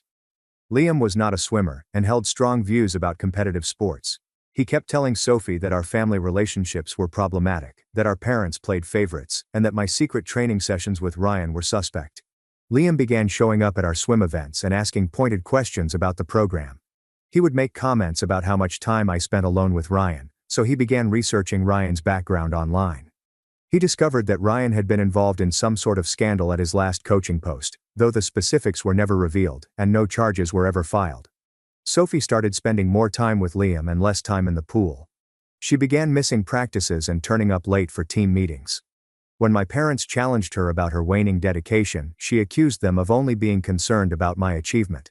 She claimed they had never supported her swimming career in the same way they had mine, and they were unaware of what was really going on in Ryan's program. The problem came to a head 3 weeks ago. Sophie had been acting strangely for some days, missing family dinners and spending the majority of her time in her room or out with Liam. My parents were becoming dissatisfied with her attitude, and there had been frequent disagreements regarding her responsibilities to the team. On a Tuesday evening, I returned home from one of my advanced training sessions with Ryan.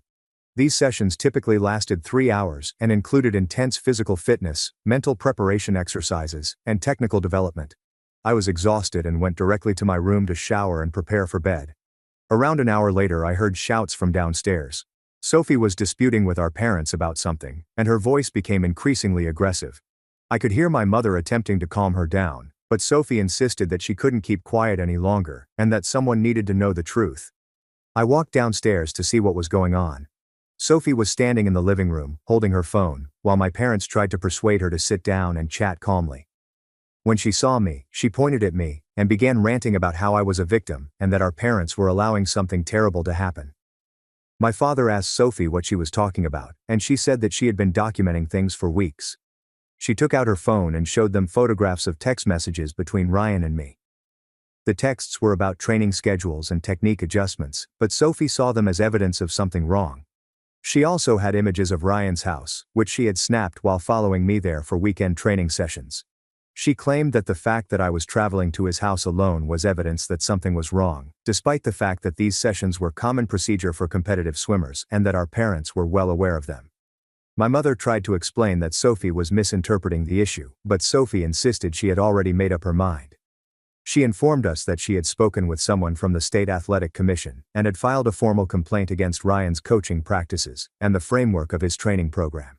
At this moment, my father lost his fury and warned Sophie that she was risking my entire future because of her jealousy and misunderstanding. He claimed she was being duped by Liam, who didn't understand competitive swimming and was flooding her mind with questionable thoughts. Sophie stated that she didn't care about my swimming career if it meant remaining silent about what she thought was going on. She claimed she had an obligation to speak out, regardless of the implications for me or our family. The next morning, I awoke to see my parents loading my possessions into luggage. They informed me that Sophie had carried out her threat, and that Ryan's initiative would be investigated. They told me I needed to go reside with my Uncle Robert, a 47-year-old male, in another state until the problem was settled. My mother was crying as she helped me pack. She kept repeating that Sophie had wrecked all we had worked for, and that my college scholarship would most likely be cancelled once the probe became public. My father was mainly silent, but I could tell he was angry. They drove me to the airport on the same day. Before I departed, my father informed me that Sophie was no longer welcome in their home and that they were investigating legal alternatives to deal with the damage she had done to my reputation and profession. I've been staying with my uncle for the past 3 weeks. He's been helpful, but he doesn't understand competitive swimming, so it's difficult to express the whole extent of what Sophie has done. My college coach contacted last week to let me know that Northwestern is reconsidering my scholarship offer awaiting the conclusion of the investigation. Ryan's program has been temporarily suspended, and the scandal has impacted the college prospects of numerous other swimmers on our team. The local swimming community is divided, with some backing Ryan and others believing that Sophie was correct to speak up. My parents have been keeping me informed on the situation back home. Sophie appears to continue live with Liam's family and has been cooperating with investigators. She has given them access to all of her documents and lengthy remarks about her issues with Ryan's coaching practices. What upsets me the most about this whole affair is that Sophie never approached me directly with her concerns. If she had any questions about my training or suspected something inappropriate was going on, she could have asked me. Instead, she acted behind everyone's back, making assumptions based on inadequate facts. I understand that she may have felt excluded or jealous of the attention I was receiving, But damaging my profession and our family's reputation was not the appropriate way to deal with those sentiments. Our parents made significant sacrifices to support my swimming, and Sophie understood how important it was to all of us. Now I'm in limbo, unsure whether I'll be able to return to competitive swimming, or if my college ambitions are utterly shattered. My relationship with Sophie is probably gone, and my parents are considering disowning her totally. I'm just not sure how she could do this to our family. We've always been close, and I believed she supported my swimming career even if she wasn't as successful herself. Discovering that she's been surreptitiously documenting events and constructing a case against Ryan seems like a betrayal. Has anyone else experienced a family member destroying their job or future? I'm not sure how to proceed from here, or if there is any way to undo the harm that has been done. Update 1. I never imagined I'd be back here so soon, but things have become far worse than I anticipated. Sophie's inquiry has entirely blown out of hand, and new information is emerging that I did not expect. First, let me update you on what happened shortly following my first article. I was still staying with my Uncle Robert when the State Athletic Commission finished its preliminary inquiry of Ryan's coaching program. They interviewed Sophie and several other swimmers from our squad, as well as reviewing all of the paperwork she submitted. What they discovered appeared to be far more problematic than simply inadequate teaching practices. The investigators determined that Ryan had been giving numerous swimmers, including myself, substances that were not properly disclosed to our parents or the Athletic Commission. These weren't just protein powders or typical sports nutrition items. They were forbidden substances in competitive swimming. Ryan had described these as cutting-edge recovery supplements that would allow us to train harder and recover faster. He claimed they were entirely legal and that several Olympic swimmers used identical products. He made us pledge not to discuss the supplements with our parents or other coaches, since he claimed the compositions were unique and he didn't want other programs to mimic his methods. I'd been taking these vitamins for over 18 months without questioning them. Ryan would deliver them to me during our private training sessions, and I absolutely trusted his knowledge. The vitamins appeared to be effective because my performance improved considerably throughout this time, and I felt more energized and focused while training. When the investigators evaluated samples of these supplements, they discovered many compounds banned by both the NCAA and international swimming bodies. Some of these chemicals can cause major health concerns with long-term usage, and all would have resulted in instant exclusion from competition if discovered during drug testing. The hardest aspect was that I had no notion I was using prohibited substances. Ryan had convinced me that everything he was providing was legal and safe. When the investigators described what was in the supplements, I knew that my better performance over the previous year and a half was primarily attributable to performance-enhancing medications. This means that every record I established, every scholarship offer I received, and every accomplishment I achieved during this time was tainted by chemicals I had no idea I was using. The NCAA promptly terminated my eligibility for collegiate swimming, and Northwestern formally rescinded its scholarship offer. But that isn't the worst aspect about this upgrade. 3 days after the supplement disclosure, Liam called me directly. I was astonished to hear from him because we had never gotten along, and I imagined he was calling to brag about Sophie being proven correct. Instead, Liam told me something that completely transformed my perspective on the entire scenario. He claimed that Sophie had not actually launched the probe into Ryan's program. According to Liam, Sophie told him months ago that she was concerned about my training but was scared to say anything since she didn't want to jeopardize my profession or upset our parents. Liam claimed he was the one who urged Sophie to chronicle what she was seeing, and he was the one who looked into Ryan's background and discovered the previous controversy at his former coaching post. More importantly, Liam was the one to call the State Sports Commission and file the original complaint. Sophie apparently urged Liam not to submit the complaint, but Liam told her that he couldn't stand by and watch what he thought was happening to me. He explained that Sophie was divided between wanting to protect me and not wanting to ruin my swimming career, so Liam made the decision for her. When Liam filed the complaint, he utilized Sophie's documentation and submitted it in her name because he believed the complaint would be taken more seriously if it came from a family member rather than Sophie's boyfriend, who was not a swimmer. Sophie had reluctantly agreed to his proposal, but Liam said she never intended to be the public face of the complaint. She had hoped that the inquiry would be completed quietly, and that if Ryan was exonerated of guilt, the whole matter would be shelved without any impact on my career. This discovery significantly impacted my perspective on Sophie's actions. She hadn't betrayed our family out of envy or hate. Rather, she was trying to protect me while simultaneously preserving my swimming career. Liam had twisted the circumstances so that it appeared Sophie was leading the probe. I immediately called Sophie to confront her with what Liam had told me. We hadn't spoken since the night she argued with our parents, and I wasn't sure if she'd answer my call. When she responded, she began crying before I could say anything. Sophie verified Liam's version of events. She stated that she had been concerned about my training for months, particularly after noticing changes in my behavior and physical appearance that she suspected were due to the supplements Ryan was providing me.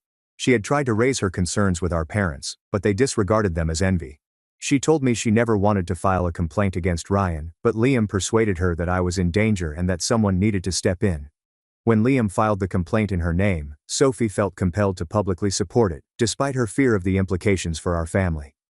Sophie frequently apologized for not contacting me directly with her worries. She stated she was terrified I wouldn't trust her, and she was concerned Ryan had persuaded me to keep secrets from our family. She stated that she had no intention of making the probe public or affecting my scholarship. After speaking with Sophie, I realized that our parents had responded to the incident without fully knowing the circumstances. They imagined Sophie was acting out of jealousy and spite, while in fact she was attempting to shield me from something she truly believed was dangerous. I called my folks to tell them about my conversation with Liam and Sophie. My father was angry with Liam for manipulating the issue, but my mother was curious as to why Sophie had not felt safe approaching them with her concerns. My parents drove to Liam's house the same day to confront Sophie and hear her side of the tale. According to Sophie, they had a lengthy talk during which she expressed how alienated she had felt from our family and how concerned she had been about my training with Ryan. My mother stated that they had been so preoccupied with my swimming career that they had failed to address Sophie's worries or make her feel as if her thoughts were valued. My father said that they had ignored Sophie's concerns too quickly, and that they should have examined them instead of presuming she was acting out of envy. Sophie agreed to return home, but the harm to our family bonds had already occurred. The investigation revealed that Ryan had been administering prohibited chemicals to many swimmers without their knowledge, and several families were now dealing with the fallout from their children's tainted achievements. The local swimming community was in disarray. Parents were outraged by the supplements, swimmers were distraught by their destroyed careers, and there were suspicions that Ryan could face criminal charges for giving illegal chemicals to youngsters without sufficient medical supervision. My personal situation remained unaltered. Even though I realized Sophie was trying to protect me, my swimming career was over. The pills had irreversibly tarnished my eligibility for college competition, forcing me to take a completely new road forward. The most difficult thing was recognizing that my better performance over the previous year and a half was not the result of my own hard effort and inherent skill. I had been unintentionally cheating, and whatever accomplishment I was proud of during that time was practically pointless. Sophie and I were gradually mending our relationship, but things with our parents remained tricky. They were torn between guilt about disregarding Sophie's worries and fury over the demise of my swimming career. Our family relations had been utterly upended, and neither of us knew how to proceed. The inquiry was still underway, and there were speculations that Ryan could face more serious charges.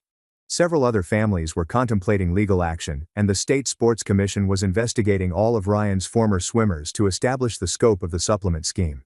I was still staying with my uncle while we discussed our future moves, but I knew I would eventually have to come home and confront the reality of my predicament. My aspirations of swimming in college were shattered, and I needed to reassess my entire future. Update 2.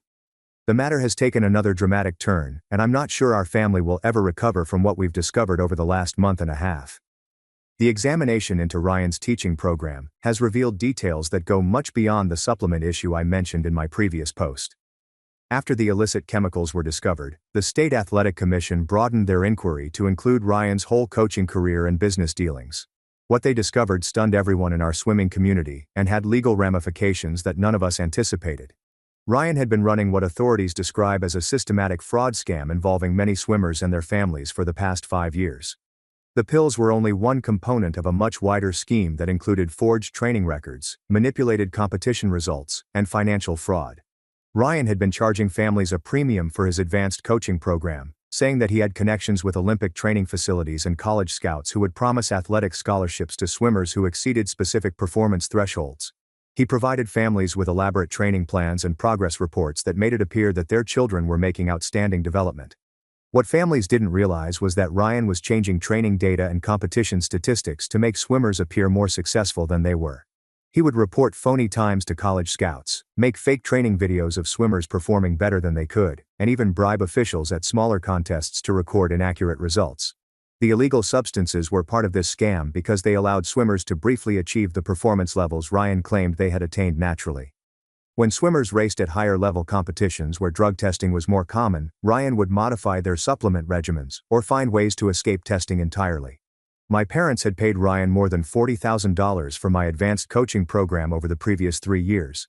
This included training fees, competition travel expenditures, and equipment payments, all of which Ryan said were required for high-level training. Other families had paid comparable amounts, and detectives estimate Ryan received more than $500,000 from families in our region alone. The most distressing revelation was that Ryan had been actively targeting families like ours, parents with unfulfilled athletic goals who were willing to invest extensively in their children's athletic careers. He would discover swimmers with innate talent and persuade their parents that with the correct coaching and financial support, their children might earn athletic scholarships and possibly Olympic success.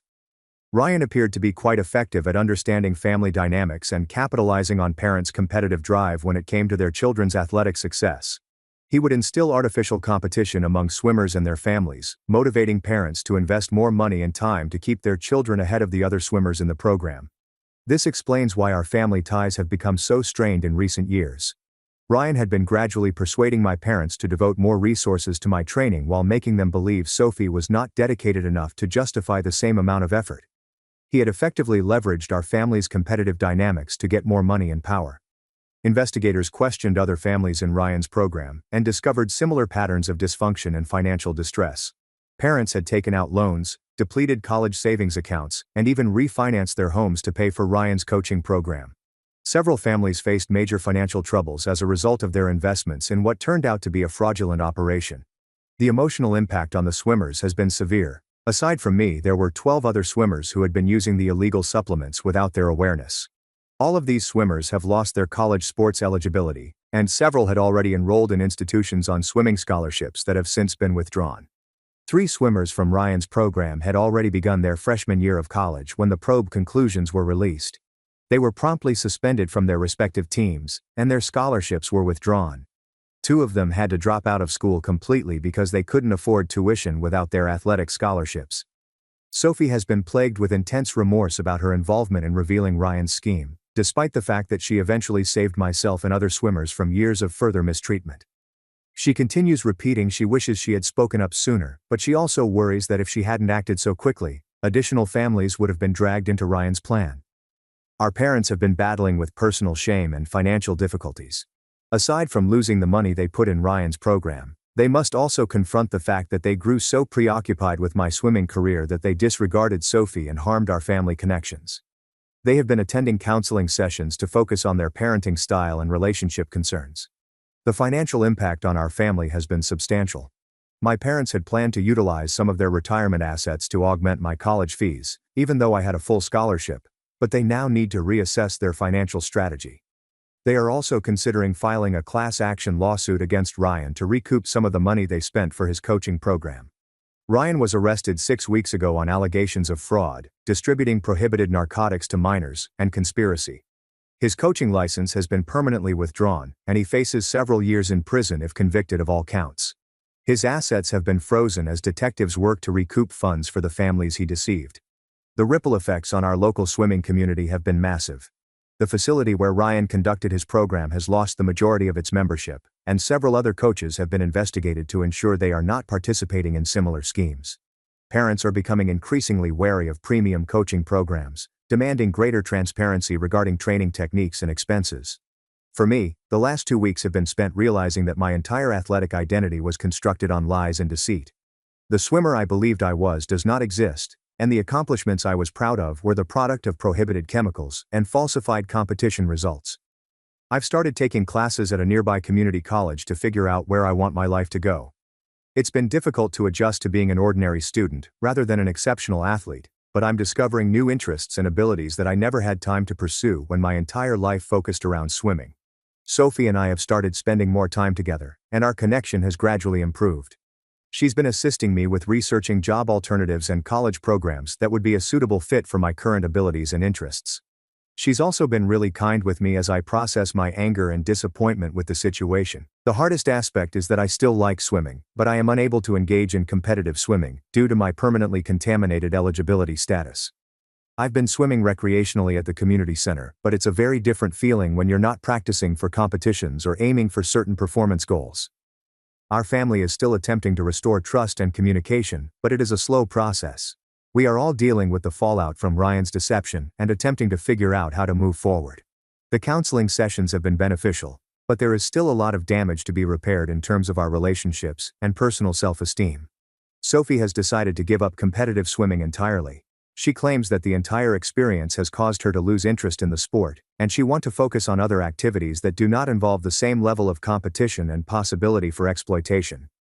She's been experimenting with photography and journalism, which was influenced in part by her research documentation. Ryan's criminal trial has yet to begin, and it will very likely take several months. Meanwhile, detectives continue to review his papers and interview family members to uncover the entire extent of his fraudulent operations.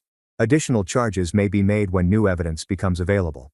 Civil actions against Ryan and his coaching program are now underway, but lawyers have told families that even if we win, Ryan's assets may not be sufficient to completely recompense everyone who was duped. Many families may never recover the money they put into his scheme. Update 3. It's been over 9 months since the scenario began, and I wanted to share a final update on how things have turned out. Ryan's criminal trial ended last month, and while there was some sense of justice, the fallout for our family and the other families involved has been mixed. Ryan was convicted of the majority of the counts brought against him, including fraud, distribution of banned narcotics to minors, and conspiracy. He was sentenced to 8 years in prison and forced to pay compensation to the cheated families. However, the restitution amount was far lower than what families actually lost because Ryan had already spent the majority of the money he earned from his coaching program. Our family received approximately $6,000 from the restitution fund, a fraction of what my parents had given Ryan throughout the years. The class action lawsuit is still proceeding, but lawyers do not expect families to receive any extra compensation because Ryan's assets were restricted. The most significant breakthrough for me was learning that 3 institutions were willing to consider awarding me academic scholarships based on my grades and standardized test scores.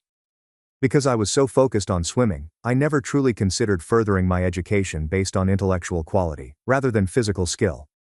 I accepted an academic scholarship to a state university about 3 hours away. The scholarship does not cover all of my expenditures, as a full athletic scholarship would.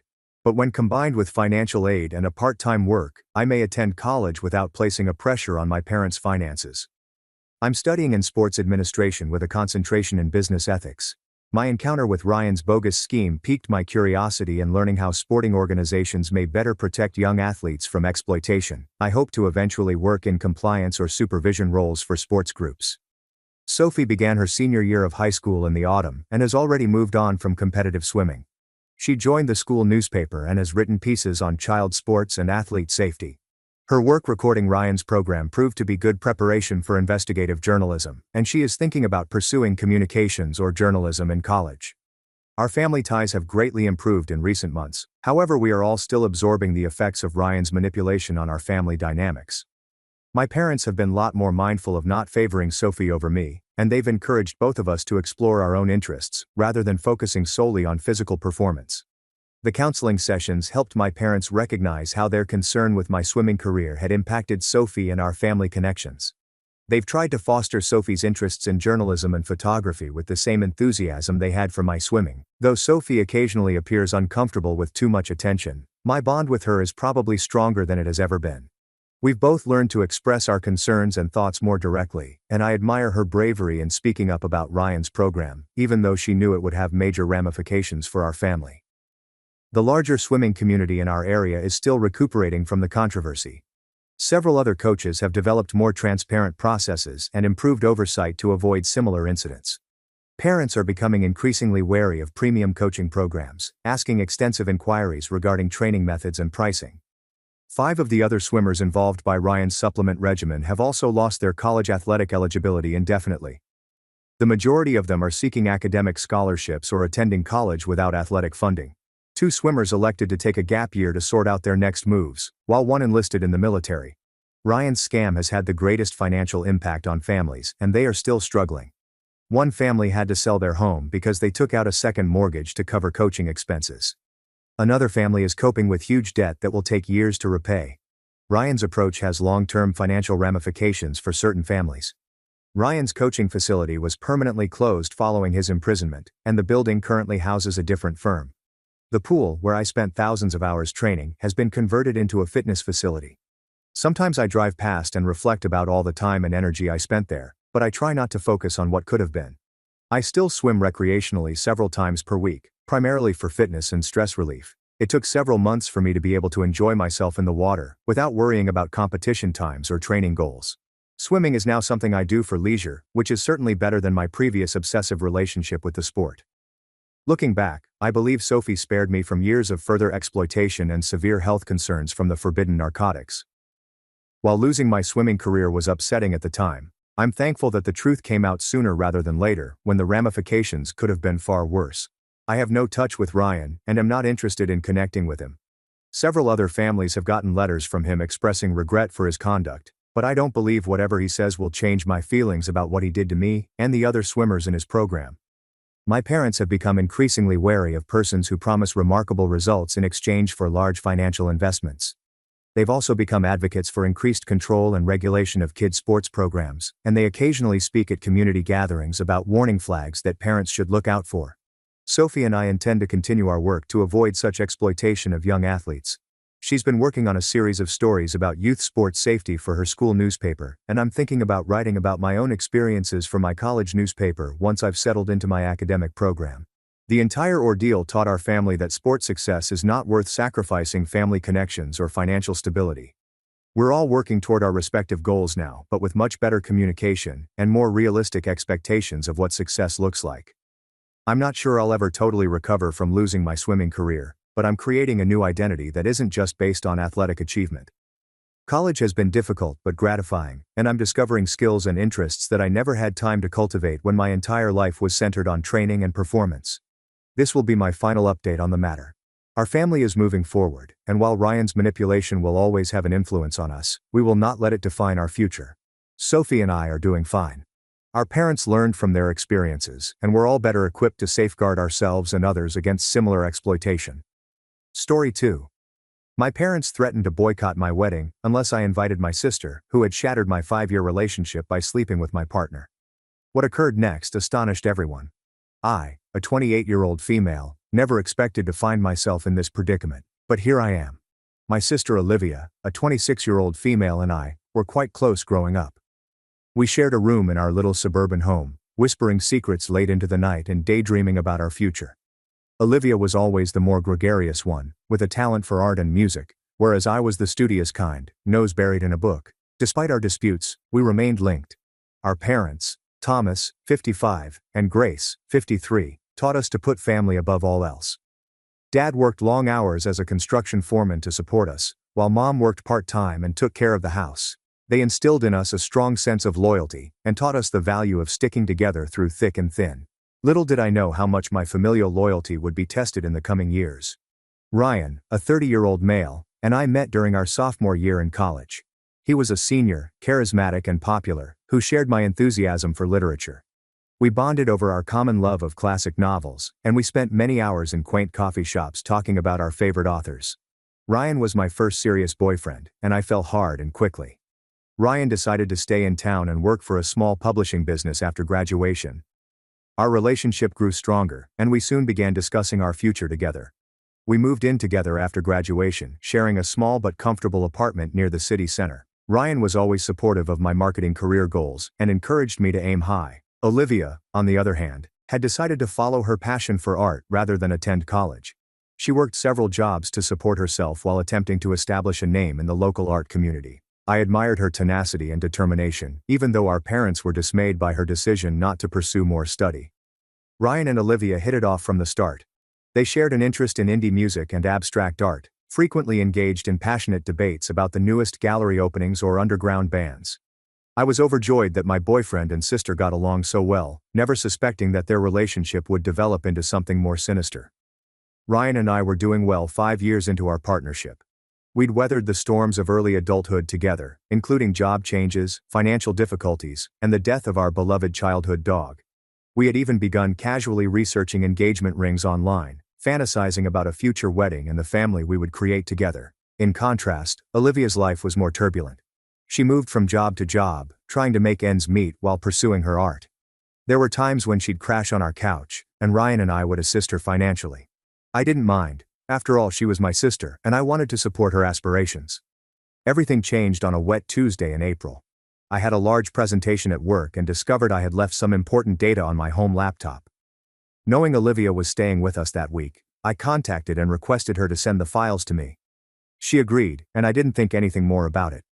Hours later, after nailing my presentation, I checked my inbox to find Olivia's files. But there was something else. Olivia had mistakenly left an email thread open when she transmitted the files. My heart stopped as I read the letters between her and Ryan, which contained intimate details and arrangements for their secret rendezvous. I felt as if the ground had vanished beneath me.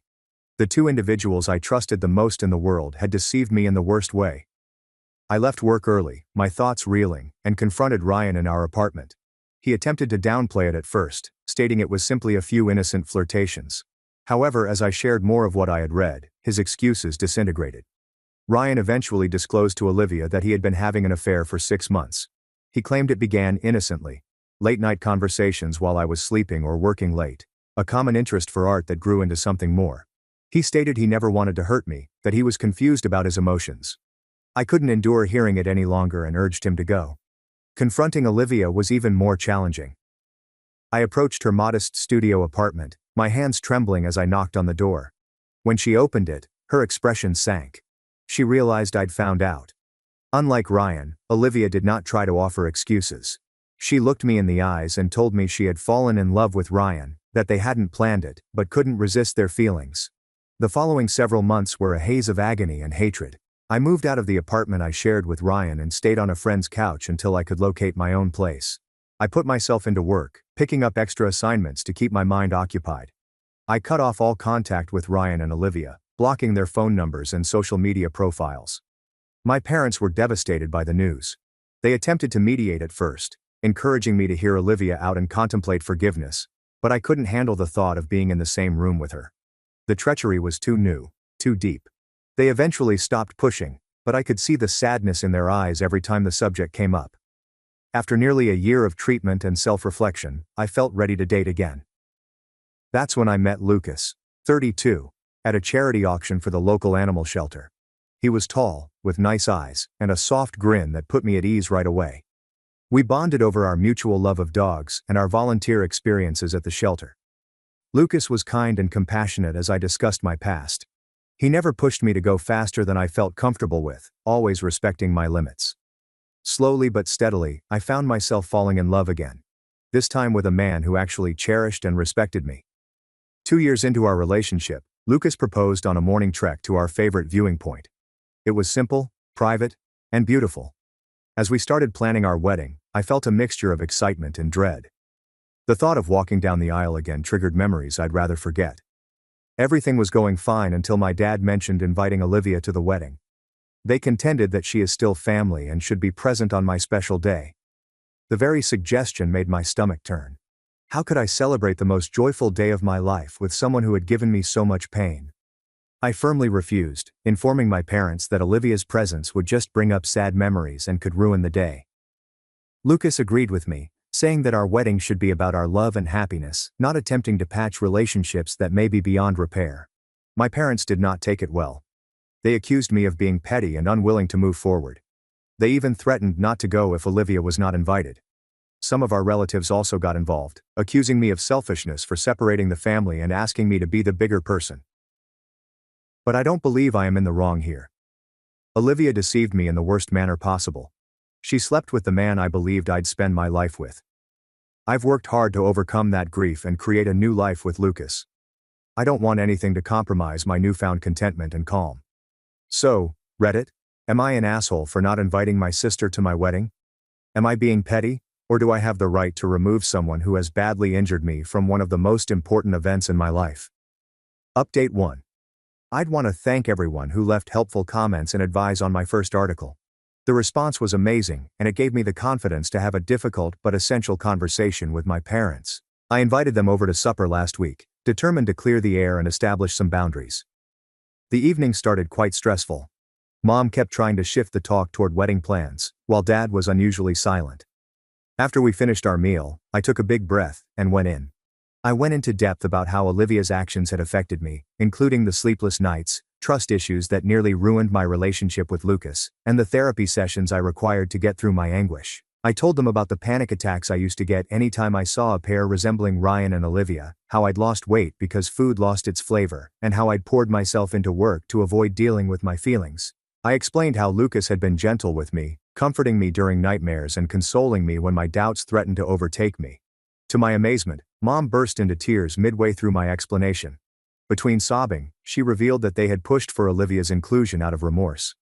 Olivia's life had spiraled downward after the tragedy. Olivia, according to my parents, had lost her job at the gallery where she had previously worked. Her drinking, which had previously been sociable, had progressed to the point that she was rarely sober. She'd been in a number of short-lived, destructive relationships, including one that left her in the hospital with a fractured arm. Mom and Dad felt responsible for not seeing Olivia's problems sooner. They scolded themselves for applauding her free spirit without acknowledging that she may have required more guidance and assistance.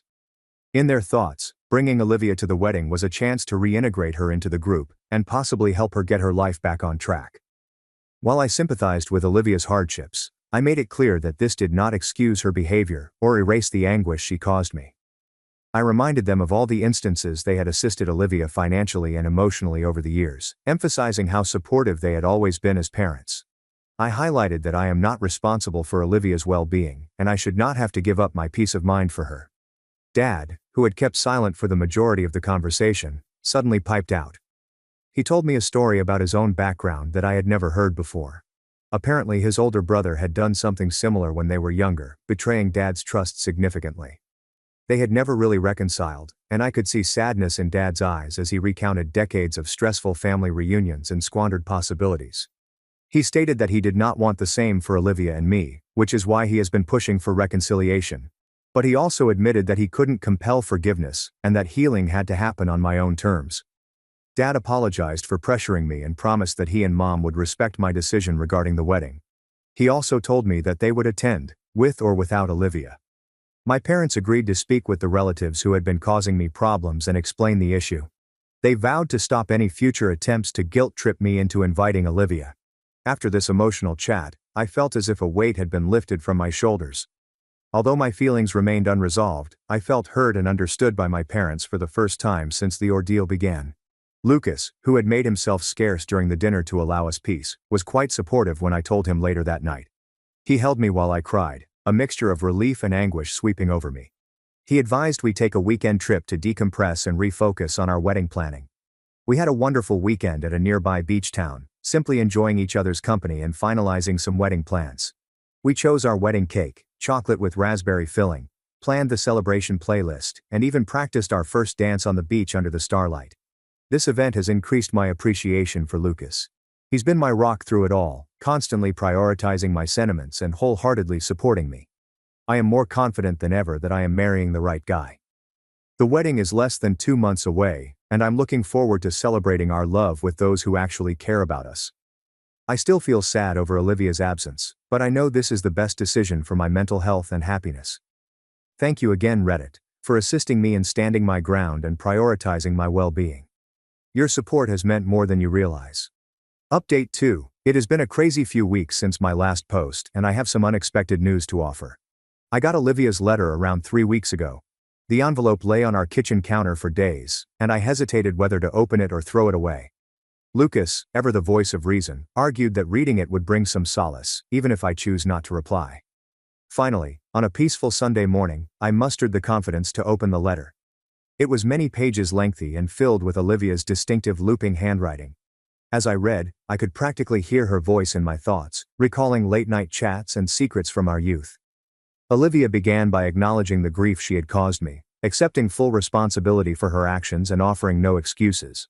She wrote of the downward spiral her life had taken when Ryan left her, and how she had turned to drink to alleviate her remorse and shame. She claimed to suffering from depression, which had begun long before the episode with Ryan but had increased dramatically thereafter. Her admission that she was going to rehab stunned me the most.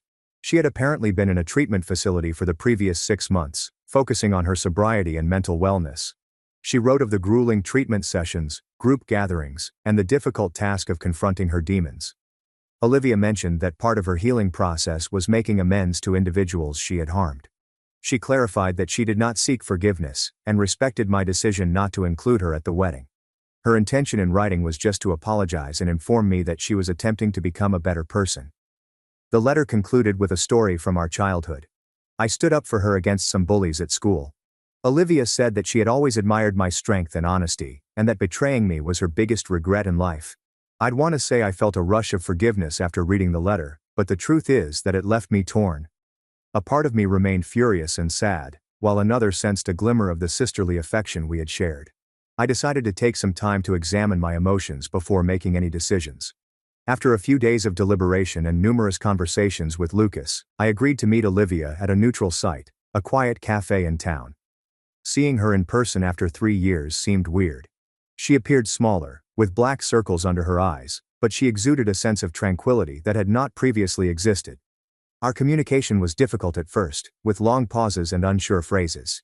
But as we talked, things became easier. Olivia restated what she had said in the letter, her voice breaking with emotion as she apologized once more for the hurt she had caused. She told me more about her sober journey and the work she had done in therapy. Olivia even showed me a journal in which she had been writing letters to me as part of her recovery, despite the fact that she had no intention of sending them. Reading excerpts from her genuine, unedited thoughts during those sad days was eye-opening. I'm not going to lie.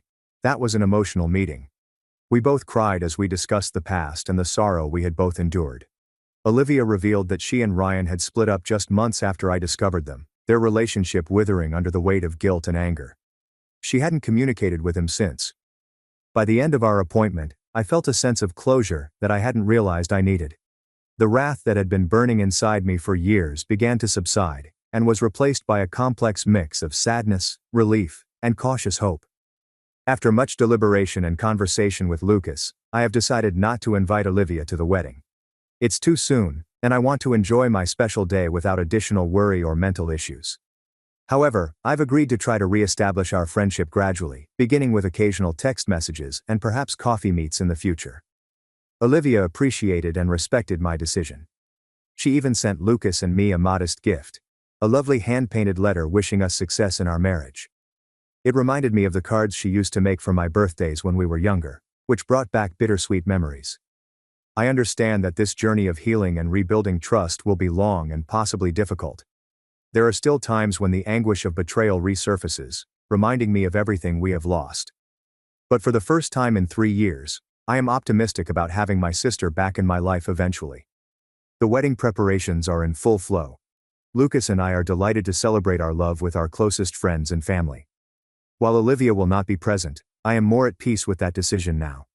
Our special day will be spent looking forward to our future together, rather than lingering on past hurts. Update 3. It's been 6 months since my wedding, and I wanted to provide you with a last report on this chapter of my life. The wedding day was simply wonderful. Lucas and I exchanged vows in front of our loved ones in the stunning vineyard setting we had chosen. The weather was beautiful, with a moderate wind and clear blue skies that seemed to reflect the delight I felt in my heart. I walked down the aisle on my father's arm, my gaze riveted on Lucas's. All of the drama and pain of the previous years seemed to fade away in that instant. As I stood at the altar with my soon-to-be husband, all I could feel was love and appreciation. The ceremony was modest and personal, with readings picked by our closest friends and vows written by ourselves. There wasn't a dry eye in the house as Lucas promised to always be my safe haven, and I promised to be a constant companion through all of life's adventures. The reception was a happy occasion. The meal was wonderful, the wine was plenty, and the dance floor was full all night.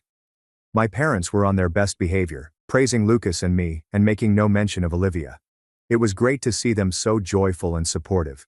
Olivia, on the other hand, complied with my requests and did not attempt to contact me on the wedding day. Instead, she delivered a gorgeous bouquet of sunflowers, my favorite flowers since childhood, to my hotel room. The accompanying note congratulated us and wished us a life of happiness. It was a lovely gift that I valued more than I anticipated. Since the wedding, Lucas and I have adjusted into married life, which has been fantastic. We recently purchased our first home together, a quaint craftsman-style house with a modest backyard. We've enjoyed making it our own by painting the walls and adding a garden. It feels nice to be starting a life together and making new memories in a space that is genuinely ours. My relationship with Olivia is gradually improving. We've had a few more coffee meetings and are now texting on a regular basis. Our chats are still somewhat guarded, but there is a developing comfort between us that reminds me of our previous connection. Last month we even ate dinner with our parents. It was tense at beginning, with everyone trying to avoid certain topics. However, as the evening went, the atmosphere became more familiar. Olivia remains committed to her recovery and has been making significant improvements in her life. She's back in school, training to be a counselor for disturbed teenagers. She thinks her own experiences have given her insight into the difficulties that young people encounter, and she wants to help others avoid the mistakes she did. Seeing her progress and commitment to changing her life has aided me in my forgiveness journey. Olivia recently requested if she might exhibit some of her artwork at a local gallery. I hesitated at first, recollections of her previous artistic undertakings bringing up conflicting emotions, but I decided to go anyway, with Lucas by my side for encouragement. Walking into the gallery, I was taken aback by the transformation in her work. The chaotic, dark pieces of her turbulent years were replaced by brilliant, hopeful canvases that appeared to throb with life. One painting in particular caught my eye: two interwoven trees with branches reaching for the sky. Olivia later told me that it mirrored her hope for our relationship, to grow together again after being apart. While we are not back to being best friends, and I doubt we will ever be, I am glad we are striving to mend our friendship. It's a lengthy process, with occasional setbacks when past hurts resurface, but it feels right. We're learning to be sisters again in a way that honors our separate paths and who we've become. I would want to thank everyone who helped me through this difficult time. Your guidance and encouragement helped me stay strong and make the best decisions for myself. I've learned a lot about setting boundaries, self-care, and the power of forgiveness, not for the benefit of the other person, but for my own peace of mind. Looking back, I learned that the healing process isn't linear. There are good and bad days, periods of growth and moments of uncertainty. But I'm pleased of how far I've come, and I'm enthusiastic about the future with Lucas.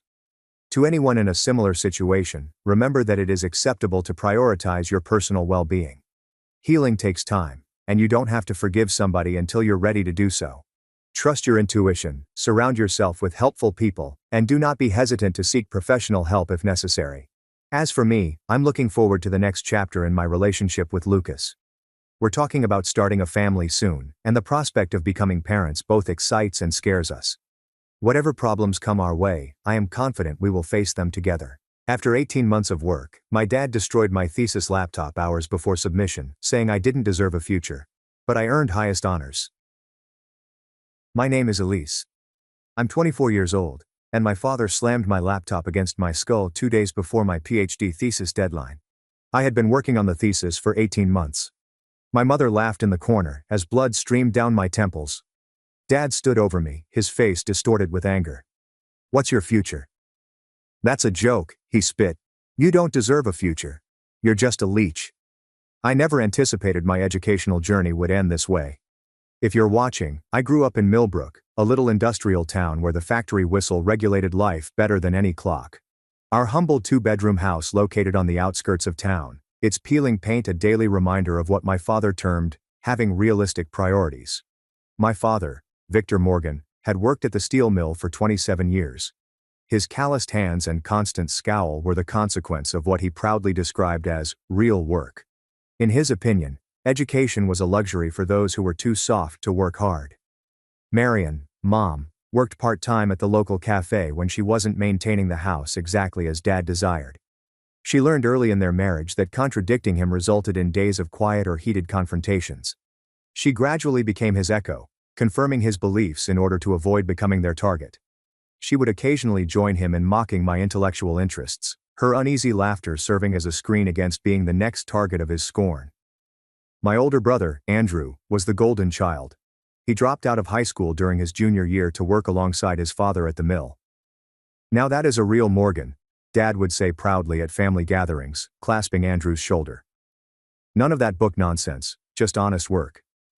Andrew readily absorbed these lessons, mimicking Dad in both viewpoint and manner. By the age of 20, he had his own apartment and a stable paycheck, both of which my parents believed to be the pinnacles of success. Meanwhile, I quickly learned that I like learning. Words captivated me. Numbers had mysteries that I longed to uncover. Science projects in our kitchen would cause me to lose track of time until Dad stormed in and demanded that I stop wasting food on silliness. Mrs. Whitaker, my third-grade teacher, was the first to notice. "Elise has remarkable analytical skills," she informed my parents during a conference. They just attended because it was required. Dad glanced at the wall, and Mom nodded nicely, both forgetting her remarks before we arrived at the parking lot. By 5th grade, I had won the district spelling bee. The local newspaper published a little piece featuring my photograph. I was happy, clutching my certificate, as my classmates' parents took photos. Mine never appeared. Had to work overtime, Dad claimed. I subsequently overheard him telling Andrew that it was silly to celebrate learning how to spell phrases that a normal person could simply look up. In 7th grade, my scientific project on water quality in local streams received state distinction.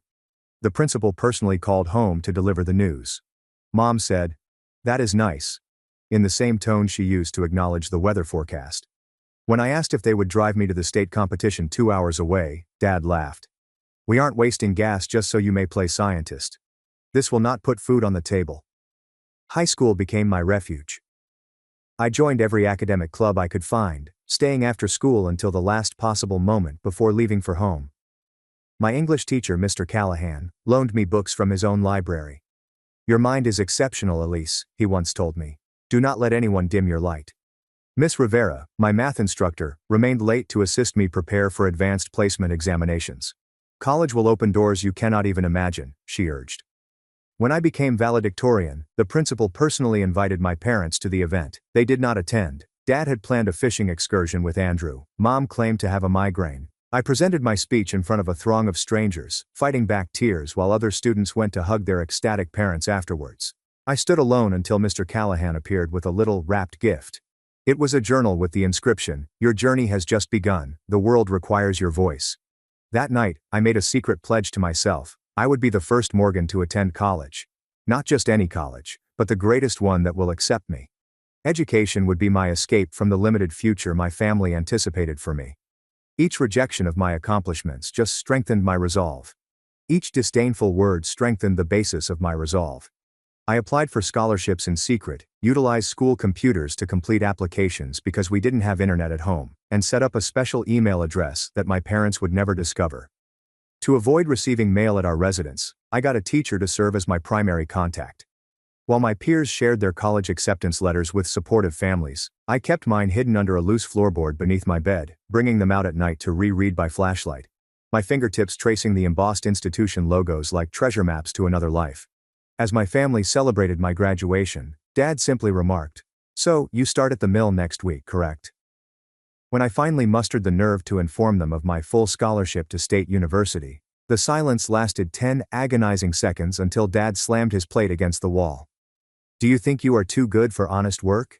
Is it too wonderful for your family? Books and theories do not nourish people, Elise. Real work works." Mom just gazed at her lap, and Andrew smiled and said, "Always knew you were weird." That night, I packed what little I had, knowing the bridge I was crossing was on fire behind me. Despite the terror twisting in my stomach, each item I packed into my luggage seemed like recovering a piece of myself they'd never completely recognized. My first day of college orientation seemed like I had stepped onto another planet. Families helped unload cars loaded with dorm supplies, with mothers fussing over bed layouts and fathers assembling furniture. I came alone on a Greyhound bus, carrying one suitcase and a backpack containing everything I possessed. The scholarship covered tuition and basic room and board, but not anything additional, such as spending money, a laptop, or extra clothes and supplies. "Are your parents arriving later?" Leah, my roommate, inquired as her mother organized their closet space, and her father set up a little fridge he had purchased as a surprise. "They had to work," I told a lie. The first of many over the next 4 years. The truth was too complex and terrible to communicate to these strangers, whose parents embraced them goodbye with tears and pleased grins. The first semester was the most difficult transition. Without a laptop, I spent hours in the computer lab typing papers while other students worked comfortably from home. The financial aid office assisted me in obtaining a work-study employment in the cafeteria, but the hours were limited, and the income barely met basic needs. I got a second job waiting tables at a cafe near campus, working nights and weekends while attempting to maintain the GPA required for my scholarship. 3 weeks into October, my meticulously planned budget fell apart when I had strep throat. The doctor appointment and medication drained my modest cash. With nowhere else to go, I swallowed my pride and called home. Mom responded, her voice immediately guarded.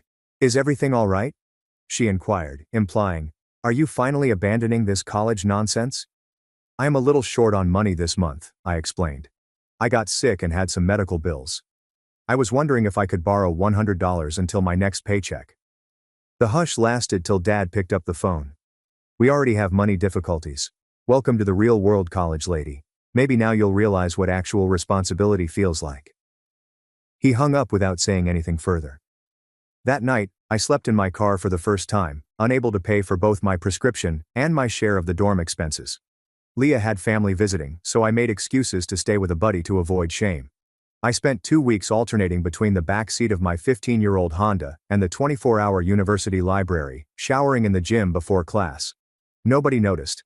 I became indistinguishable, just another exhausted student among thousands. By Thanksgiving, most students had gone home for the holiday.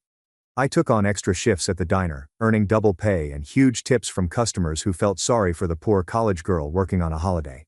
With those cash, I was able to get a small studio apartment off campus at a lower rate than the dorm. It was in a problematic area, but it was mine. Despite these challenges, I thrived academically. My lecturers recognized my hard ethic and intellectual interest. Dr. Patel, my introduction to psychology lecturer, was the first of many mentors who would help define my academic career. After I completed a report on the psychological effects of economic uncertainty on family dynamics, she invited me to stay after class. "This analysis shows remarkable insight," she told me. "Have you ever considered majoring in psychology?" That conversation paved the way for new opportunities. Psychology provided a framework for understanding my own experiences. As I studied family systems, attachment theory, and resilience characteristics, I noticed commonalities in my own childhood. Knowledge became more than just an escape.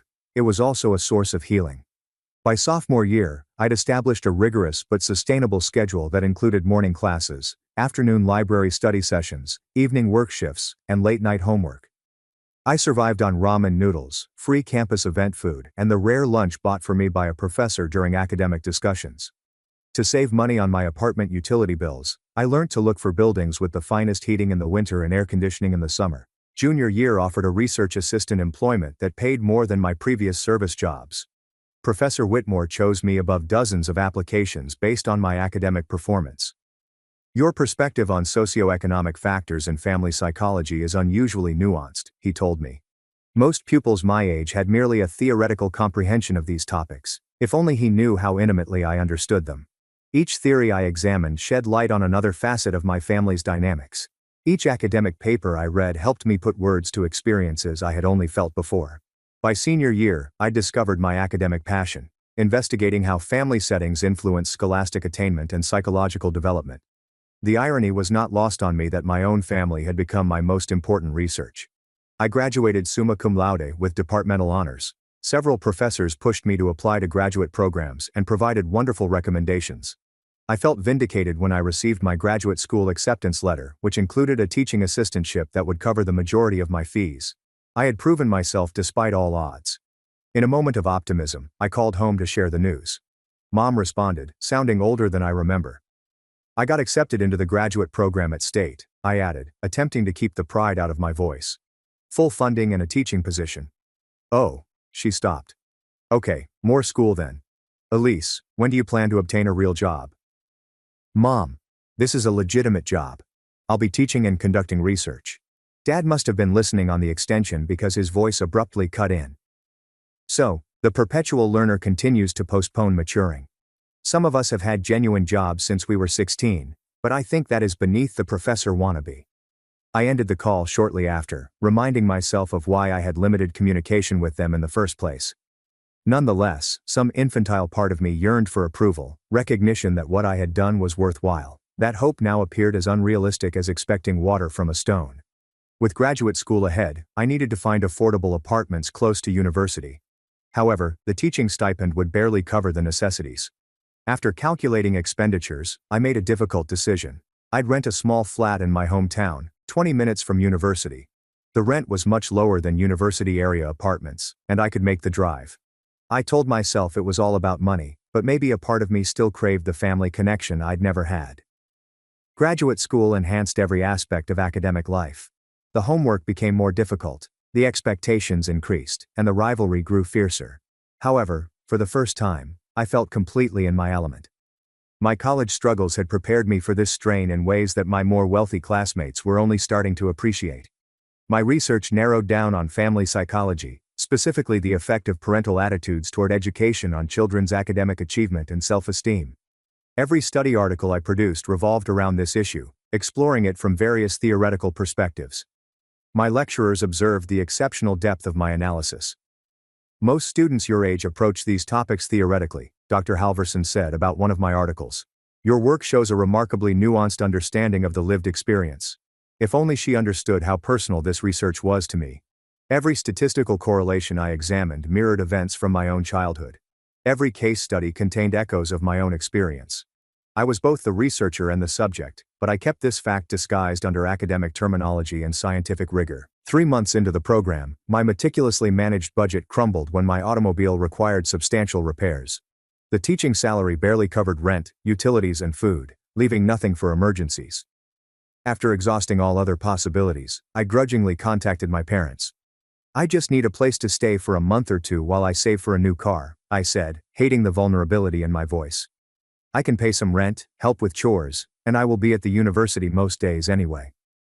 To my amazement, they agreed without much debate. Dad grumbled about coming back with your tail between your legs, but Mom appeared almost delighted to have me back home.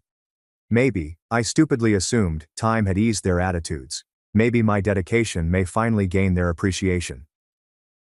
The first week went remarkably smoothly. I put up a modest workspace in my previous bedroom, which is currently primarily used for storage. I developed a practice of leaving early for university and returning late, limiting our connection time. Mom would periodically leave plates of food in the fridge with my name on them. Dad kept his opinion to a few muttered remarks about career students, but nothing directly aggressive. This tenuous peace enabled me to concentrate on drafting my thesis idea. My past study had naturally led me to this topic: educational resilience in first-generation college students, family dynamics, and psychological coping mechanisms. My thesis committee warmly accepted it, citing its potential benefits to better understanding impediments to higher education access. Dr. Halverson consented to be my principal consultant, providing valuable assistance and support as I established my study technique. The initial research phase proceeded nicely. I conducted literature reviews, created survey items, and received Institutional Review Board approval for human subjects research. I organized interviews with 20 first-generation college students, carefully selecting individuals whose experiences would provide different perspectives on the topic I was researching. Each interview lasted 2 to 3 hours and provided valuable qualitative data that both verified and complicated my initial notion. As the workload increased, so did tensions at home. What started as subtle jabs turned into daily commentary on my obsession with schooling and concerns about when I'd join the real world. Dad was especially upset with my laptop, which represented everything he loathed about intellectual pursuits. "Staring at that screen all day will rot your brain," he would say, purposefully turning on the television at full power while I was working. "People who type for a living are just pretending to work," Mom repeated her usual pattern of passive reinforcement. "Your father just wants what is best for you," she would reply in response to particularly harsh statements. "Perhaps a comfortable office job would be preferable to all this stress. Simpler. Simpler." As if I desired simplicity. As if I hadn't spent my entire life fighting for a simple escape. My brother Andrew began visiting more frequently. When I was immersed in thought, he would burst into my room without knocking, ask irrelevant questions, or remind me of family obligations I had allegedly neglected. Each interruption sapped vital time and mental energy as I battled to regain my concentration. Sleep became a luxury that I could rarely afford. I started working through the evenings when the house was quiet, getting a few hours of sleep in the early morning before traveling to university. The physical and emotional weariness mounted, but my determination only became greater. Every impediment they erected spurred my determination to complete my thesis, to demonstrate once and for all that their restricted perception of my worth was incorrect. 6 weeks before the submission deadline, Dr. Halverson evaluated my paper and provided important criticism that required significant adjustments. "Your analysis is solid," she said, "but you should rearrange your conclusions to better meet the theoretical framework. These links are inherent in your work, but they should be explicit." This setback was accompanied by technological troubles that corrupted some of my backup data. I missed several days of work, forcing me to piece together difficult statistical analyses from memory and scattered notes. The pressure increased as the deadline approached, with seemingly insurmountable problems. Every day, I felt the thesis slip further from completion. The night I overheard my parents discussing me in the kitchen was the tipping point. I came downstairs for coffee, hoping to remain up for another all-night writing session. Their voices came from around the corner. "She thinks she is so smart with all those books and big words," my dad said. "What use is a fancy degree if you still live with your parents at 24? At the age of 19, Andrew acquired his own place. "I worry about her," Mom said, not in defense but in agreement. "All this schooling, and for what? No husband, no children, just papers that no one will ever read. Waste of time and money," Dad concluded. "Should have gone to work after high school like a normal person." I retired quietly to my chamber, their words searing like venom in my chest. I retired quietly to my chamber, their words searing like venom in my chest. The weight of them pressed down on me. I could almost feel each sentence embed itself further in my head. With newfound motivation, I worked for 20 hours straight, powered by coffee and wrath. The hours merged into one another, and the world beyond my screen vanished. My fingers glided across the keyboard with mechanical accuracy. By the time daylight broke, I had rebuilt the lost analysis and applied the majority of Dr. Halverson's recommended changes. My thesis was 90% complete. Only the final pieces remained, with 48 hours to submission. That morning, Dad increased his interference. He barged into my room every 30 minutes, making minor demands or comments. Each encroachment was like a hammer breaking glass, shattering my concentration. It took me longer and longer to collect my thoughts again. Mom joined in, but more subtly. She insisted on taking breaks to eat meals I didn't desire, or to help with domestic activities that couldn't wait. "Your thesis will still be there tomorrow," she responded dismissively when I mentioned the deadline. "Family comes first." The last 24 hours were a struggle of wills. I had retreated to the dining room table, which was the only place with enough space for my reference materials. My notes, research articles, and drafts were carefully organized. Dad purposely turned on the television in the next living room and switched to a sports station at full blast. The sound echoed through the walls. When I requested him to lower it, he went on a diatribe about ungrateful children. My house. My rules. I labored all night, finishing the last adjustments as sunlight began to shine through the curtains. Only formatting and one final proofread remained. The submission deadline was 12 o'clock. I felt fatigued, yet triumphant. I had surmounted every impediment they had set in my way. The thesis was excellent. It was truly fascinating work, with significant contributions to my field. For the first time in weeks, I let myself feel a flicker of pride. When Dad walked into the dining room, coffee mug in hand, everything changed forever. The morning of my thesis submission day began with deceiving tranquility. Birds chirped outside my window. Sunlight seeped through the poor blinds, creating faint patterns on the crowded floor. I'd been awake for over 36 hours straight, fueled by black coffee and pure willpower. My eyes burned from gazing at the screen, but a sense of satisfaction overcame the tiredness. Just a few more hours, I reminded myself. With just a few more hours and 18 months of work, my thesis would be complete. The home was peaceful. Too quiet. I tiptoed into the kitchen for my 5th coffee refill. The microwave's digital clock illuminated at 7:06 a.m. There were less than 5 hours left until the noon deadline. I only needed to finish the final proofread, arrange the references to academic standards, and create the submission package. If nothing goes wrong, I'll finish with plenty of time left over. My workspace was arranged on the dining room table. I had moved there the previous evening after Dad took over the living room for a loud basketball game. My references and notes were carefully arranged into piles, each representing a portion of my thesis. My laptop, an old model that I had bought second-hand with my teaching stipend, hummed steadily as it processed the enormous document. The first sign of problems occurred about 7:30 a.m. when Dad emerged from his bedroom. On his days off, he usually slept in until about 8 a.m. His early look immediately threw off alarms in my thoughts. He paused in the kitchen doorway, eyes narrowed as he examined my workspace. "Still playing student, I see," he said, his voice bearing that old dismissive tone. "Normal people are heading to work right about now." I bit back the response that had formed instantaneously in my head. "Just a few more hours," I reminded myself. "Do not engage. Don't give him an excuse." "Good morning, Dad," I responded, keeping my tone calm. "I'll be done shortly. My submission is due by noon." He grunted and moved to the coffee maker. Submission. A fancy name for homework. When I was your age, I already had a family.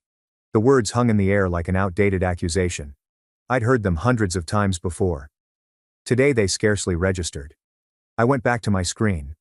Mom appeared next, with her hair still in curlers. She pursed her lips as she studied the dining room table. "All these papers everywhere," she said. "We need to set the table for breakfast." "I just need a few more hours," I explained, trying not to sound desperate. "It's due today. It represents the conclusion of 2 years of study." "Work?"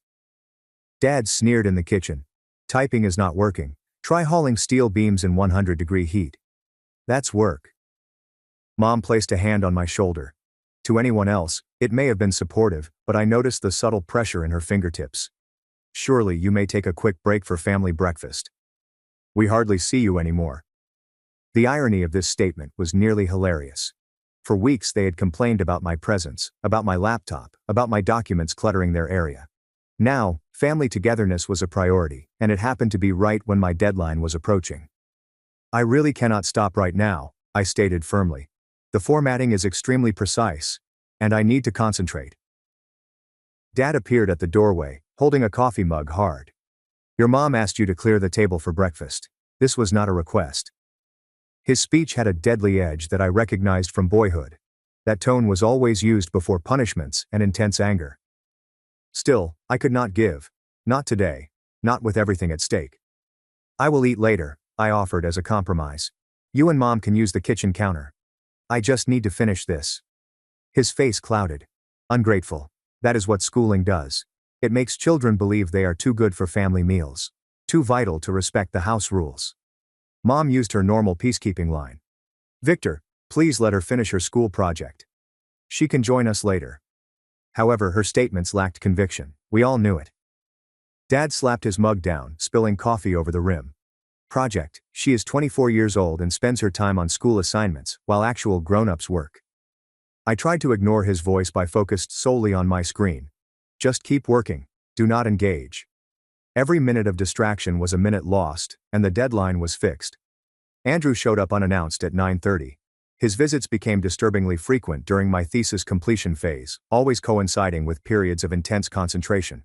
It was as if he had an internal radar that detected when I was in the midst of anything vital. The front door opened without a single knock. His booming voice filled the house immediately, breaking the fragile bubble of concentration I had been attempting to preserve. "Have a family breakfast." "Mom told me you were cooking, Dad," he said, dropping his keys loudly onto the counter so the sound echoed. He walked toward the dining room, peeking over my shoulder without asking. His gaze flickered to the TV. "Are you still writing that paper? I thought you'd be done by now."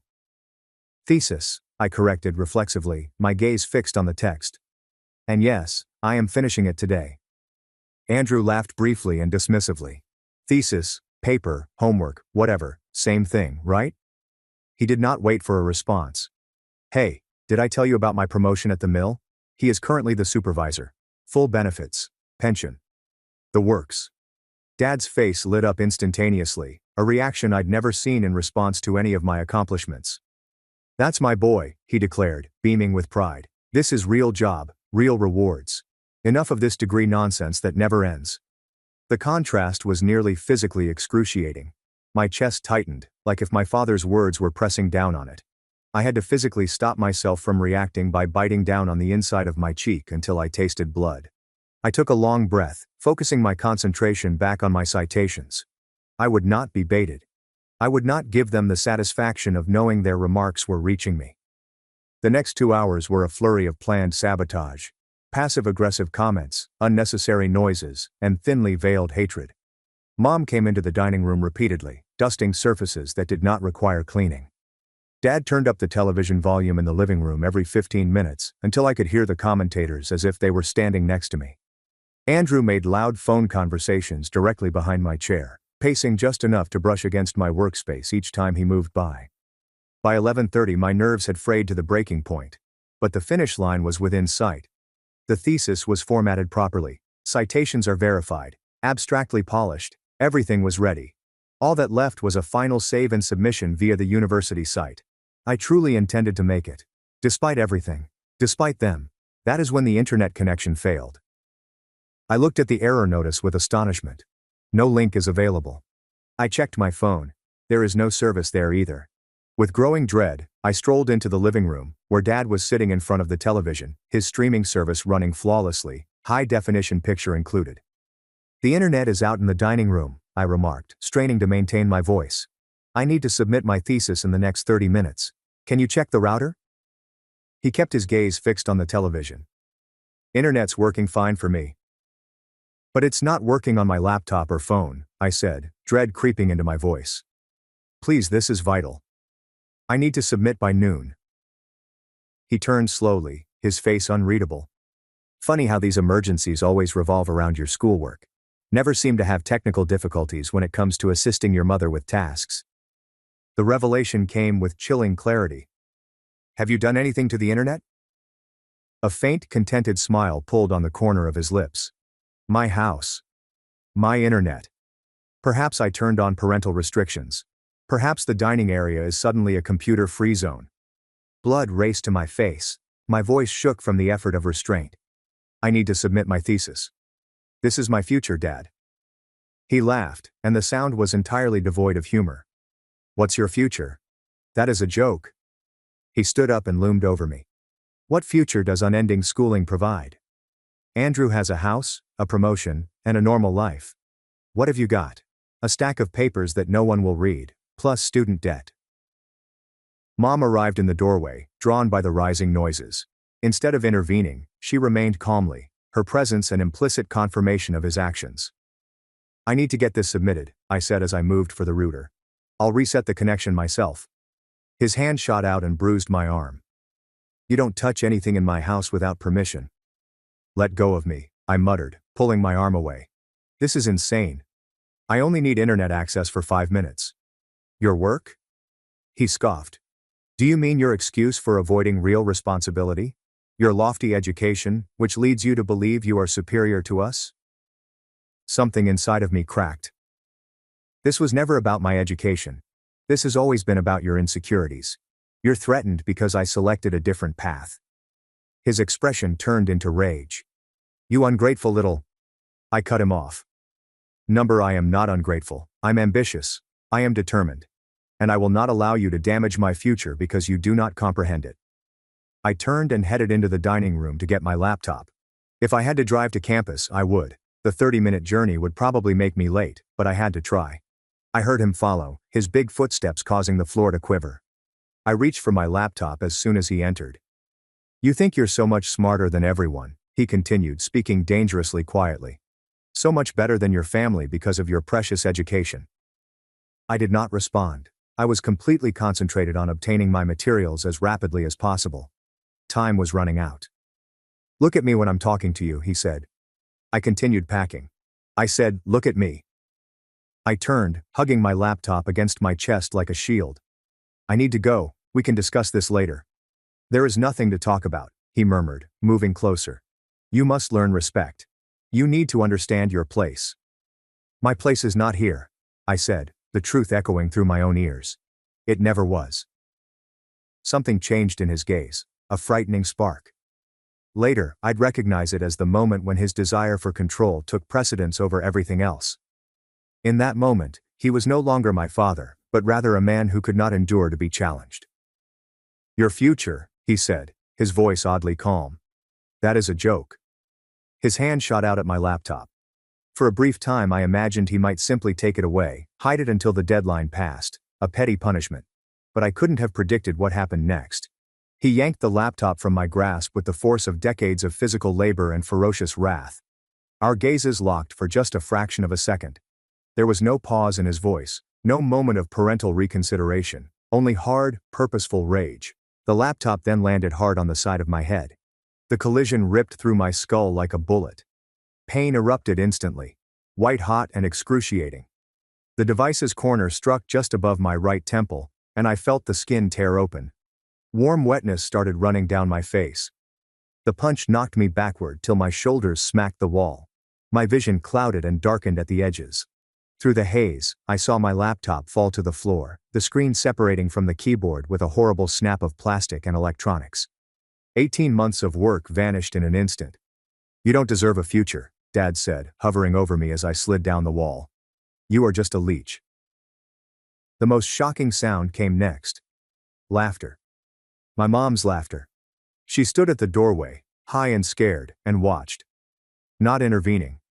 I am not calling for assistance. There is no evidence of maternal protection. Instead of assaulting his daughter, her husband simply laughed, as if he had delivered a little inappropriate joke. "Victor," she finally replied, still giggling. "That's enough now." Enough. Blood was already dripping into my eye. My thesis, graduate degree and future were all in pieces on the floor. And for my mother, this was simply enough. Dad loomed over me, chest heaving, as if astonished by his own deeds but not at all sorry.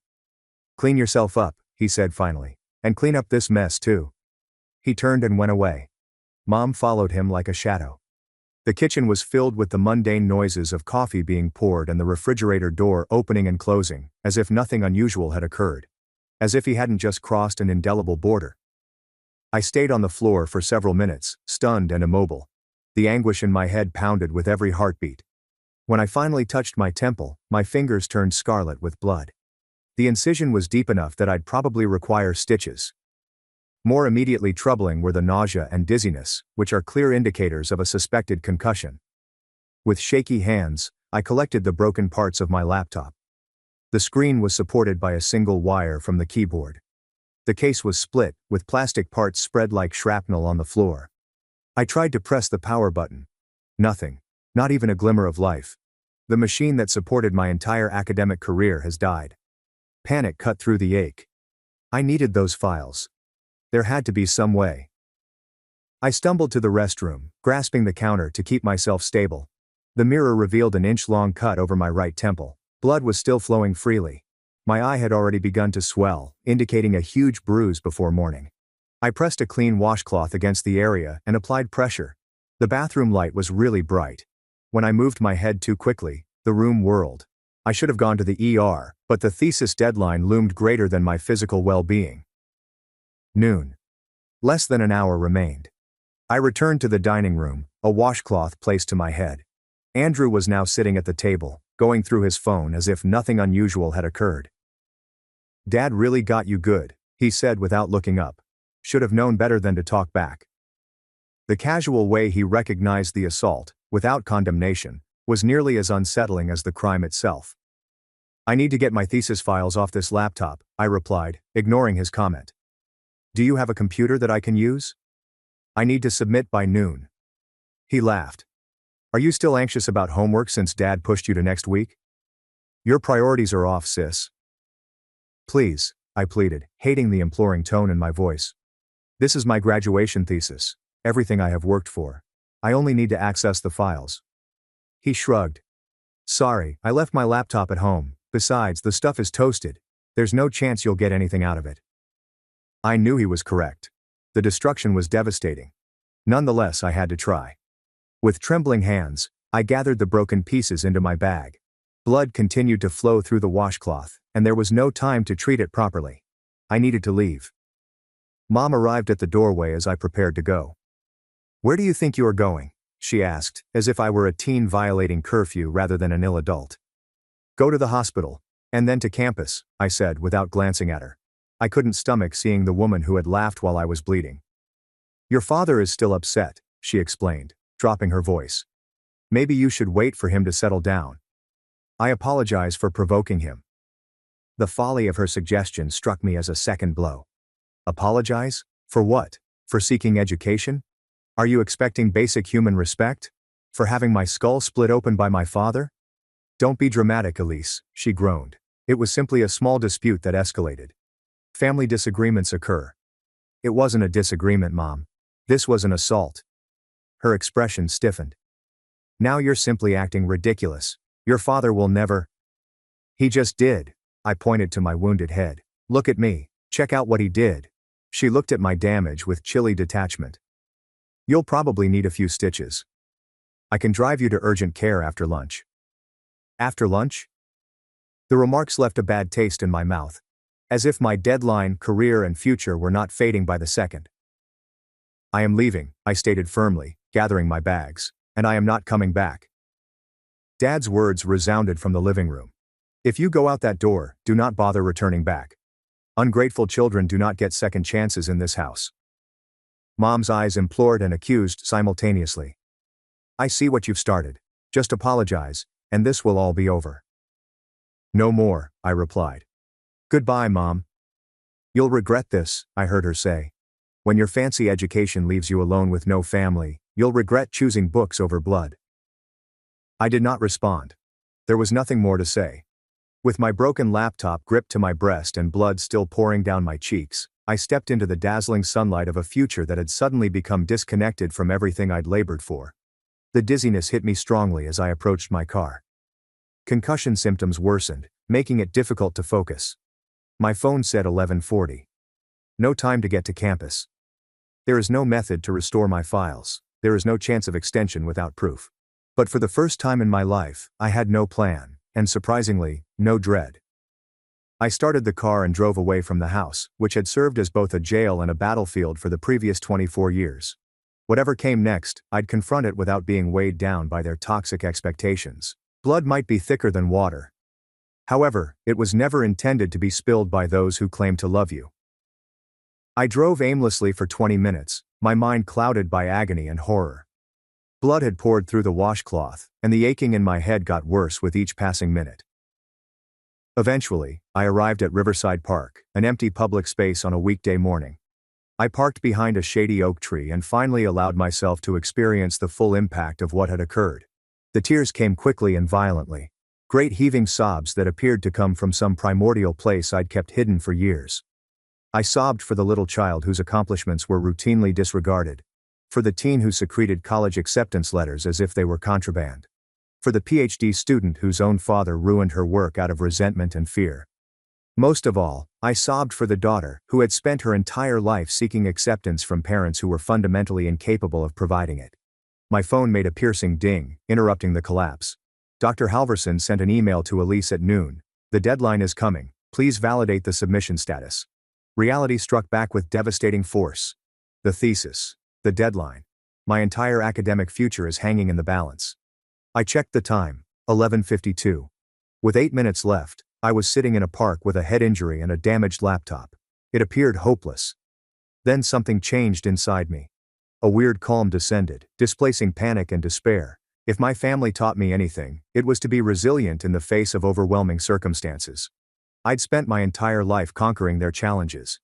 This was only one more hurdle, perhaps the most severe. First and foremost, I found a clean tissue in my glove compartment and applied it to my still bleeding temple.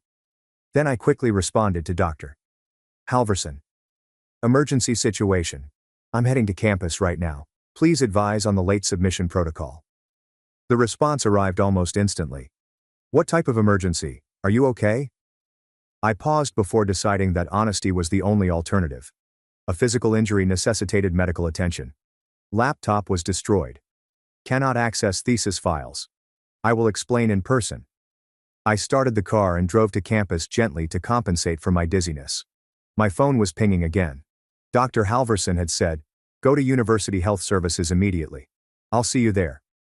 Don't worry about your thesis right now." Her care, which differed from my family's reaction, brought tears to my eyes. I followed her directions and carefully navigated to the University Health Center. By the time I arrived, blood had soaked through the tissue and was running down my cheeks again. The receptionist took one glance at me and instantly directed me to an examination room. Gallagher, a middle-aged nurse with caring eyes and efficient hands, treated my wound while asking soft questions about what had happened. I found myself telling her the plain truth. My father smashed my laptop against my head when I tried to submit my thesis. I said the words, which sounded strange even as I spoke them. Her hands paused for a time before returning to their work. "This injury is consistent with what you're describing," she explained carefully. "I'm going to chronicle everything thoroughly. The doctor will be here momentarily to see if you need stitches, and we will need to check you for concussion." "I have a thesis deadline," I said, or had. It was noon. "Your health comes first," Gallagher stated firmly. "Academic deadlines can be extended due to medical crises. This definitely qualifies." Dr. Halverson arrived as the doctor was examining me. She took one glance at my injury and her professional demeanor wavered somewhat. "Oh my God, Elise," she exclaimed. "What happened?" The doctor, who had just confirmed I had a slight concussion requiring 4 sutures, looked up. "Are you her professor?" Dr. Halverson nodded. Thesis advisor. Your student has sustained a significant head injury, he said. Concussion protocols need to be followed. No screens, limited cognitive strain for at least 48 hours. Of course, she replied promptly. The deadline has been completely waived. We can negotiate extensions after she has healed. While the doctor was preparing to patch my wound, Dr. Halverson grabbed a chair beside the examination table. Elise, the nurse claimed that your laptop was used as a weapon. Can you explain what happened? For the second time that day, I described the circumstances leading up to my injuries. Dr. Halverson listened without interrupting, her expression becoming more concerned. After I finished, she took a long breath. First of all, your thesis has not been lost. You sent me a draft 2 days ago, remember? We have that version at least. In the midst of the chaos, I felt a rush of relief. I had forgotten about the email. Second, she added, the university has protocols for circumstances like these. What occurred to you is assault, and we must report it. The university police station is right next door. Would you be willing to communicate with them once your medical treatment has concluded? I paused.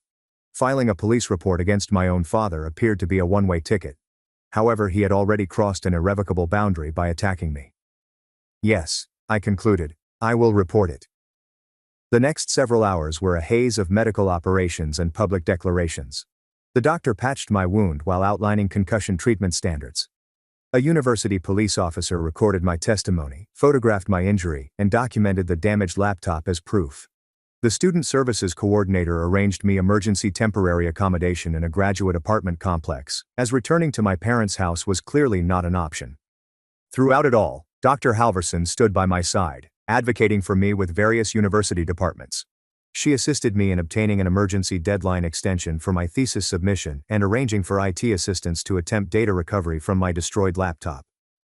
The graduate school dean has approved a 2-week extension given the circumstances, she told me as we sat in the student services office.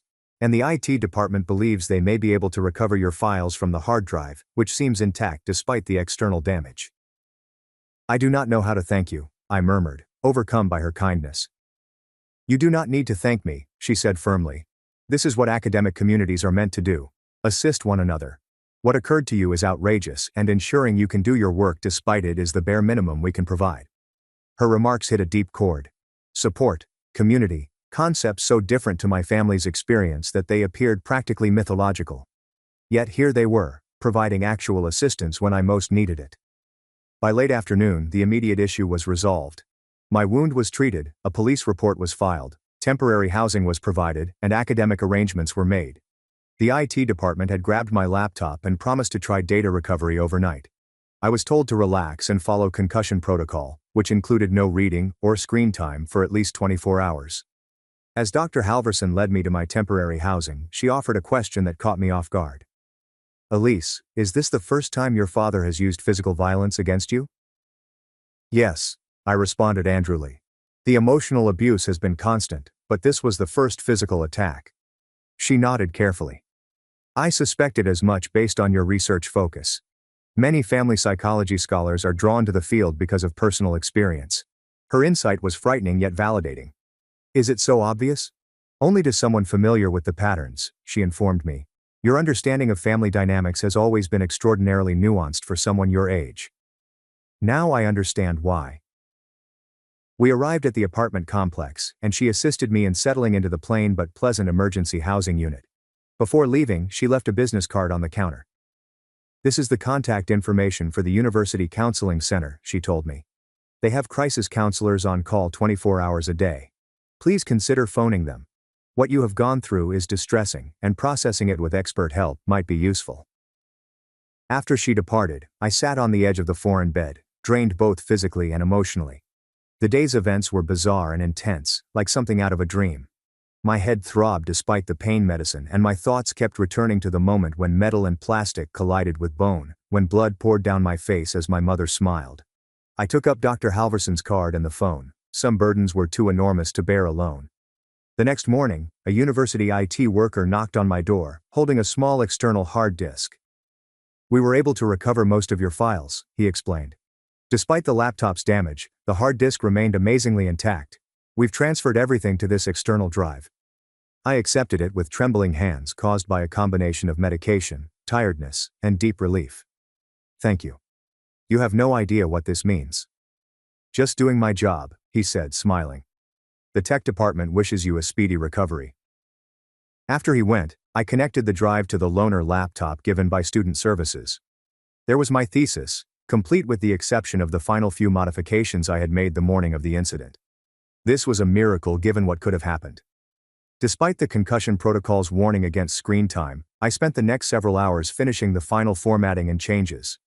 My head ached, and my eyesight momentarily clouded, but resolve trumped physical discomfort. By late afternoon, I had submitted the completed thesis through the university's website. Moments later, the confirmation email arrived. The thesis had been received. Submission was recorded. Those 5 words meant victory over every impediment my family had thrown in my way. Despite their efforts to disrupt my studies, despite physical and emotional assault, property ruin and personal pain, I had succeeded.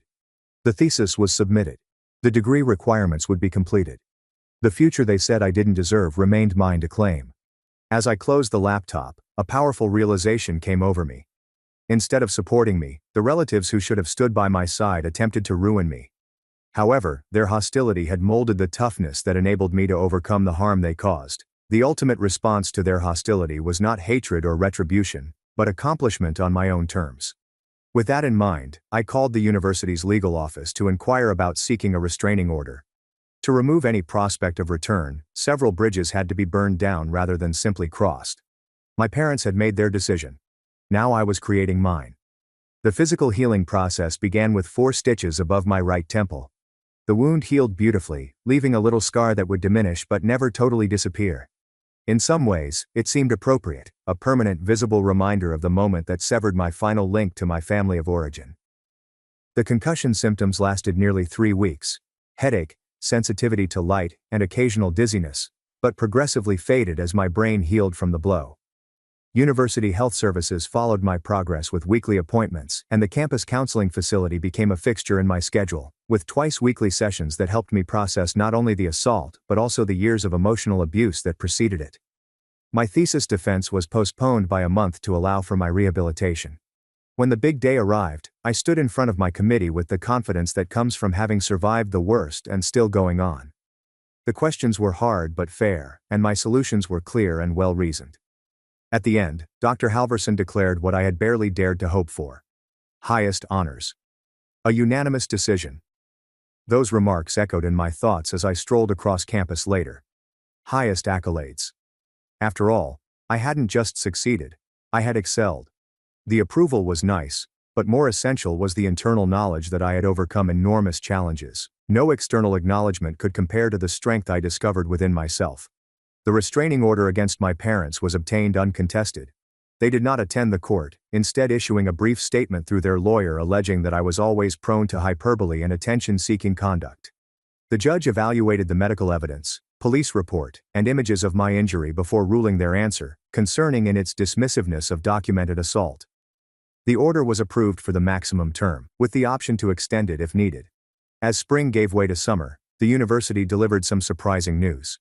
The department has an opportunity for a research assistant post with a moderate pay and on-campus housing for the forthcoming academic year. Dr. Halverson suggested me.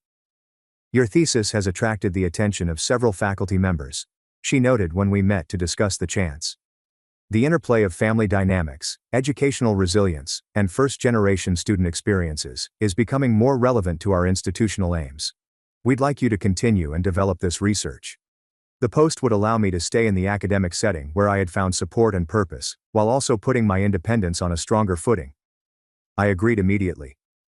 2 months after the assault, while I was settling into my new campus housing and research position, an unexpected visitor arrived at my office door. Andrew stood awkwardly in the corridor, appearing both defiant and uncertain. "Can we talk?" he inquired, his typical bluster noticeably lacking. I hesitated, my hand involuntarily reaching for the thin scar on my temple. "That depends on what you want to say." He flinched at the gesture. "I am not here to defend them," he replied immediately. "What Dad did was wrong. Really wrong." The admission startled me to stillness. Andrew had always been our father's echo, confirming every criticism and disdain of my decisions. "Mom and Dad told everyone you fell and hit your head on the table," he says.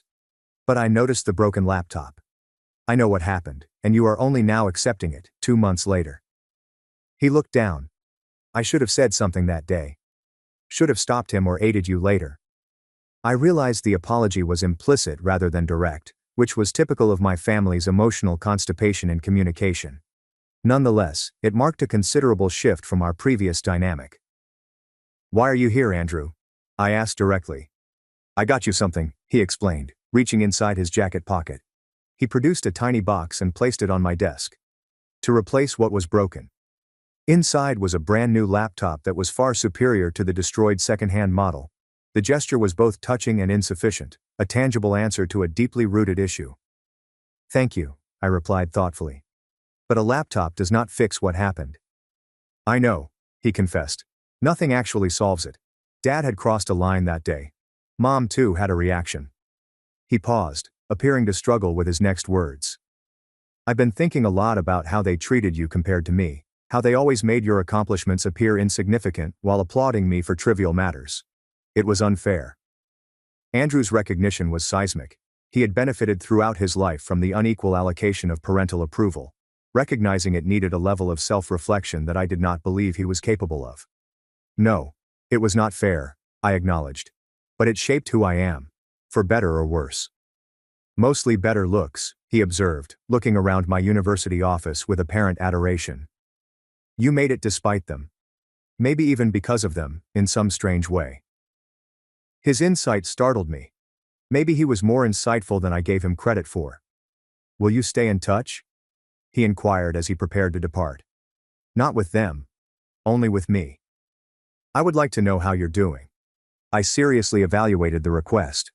Andrew had participated in the familial dynamic that resulted in violence, but he was also a product of that environment, fashioned by the same forces that had nearly destroyed me.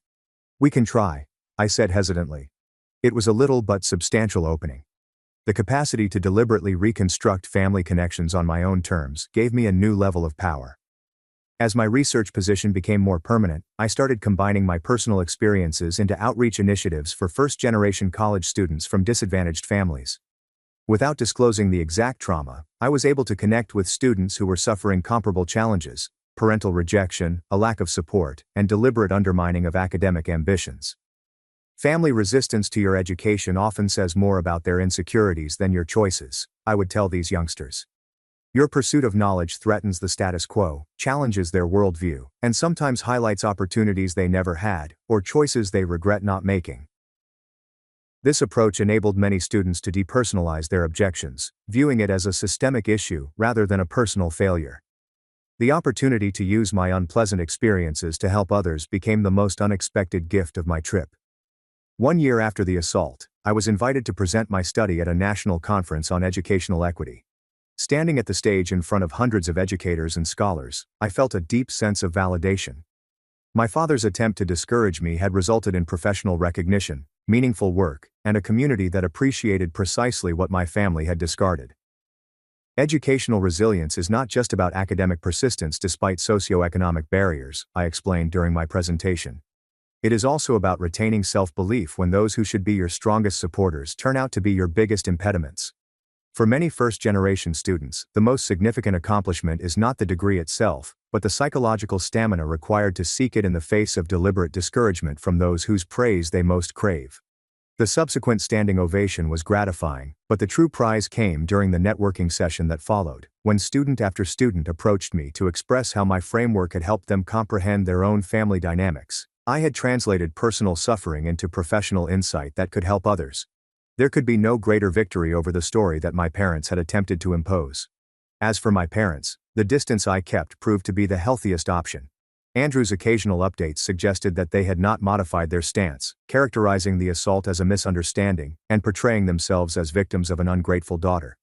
Their refusal to admit the truth of what transpired just proved the validity of my decision to stay away from them.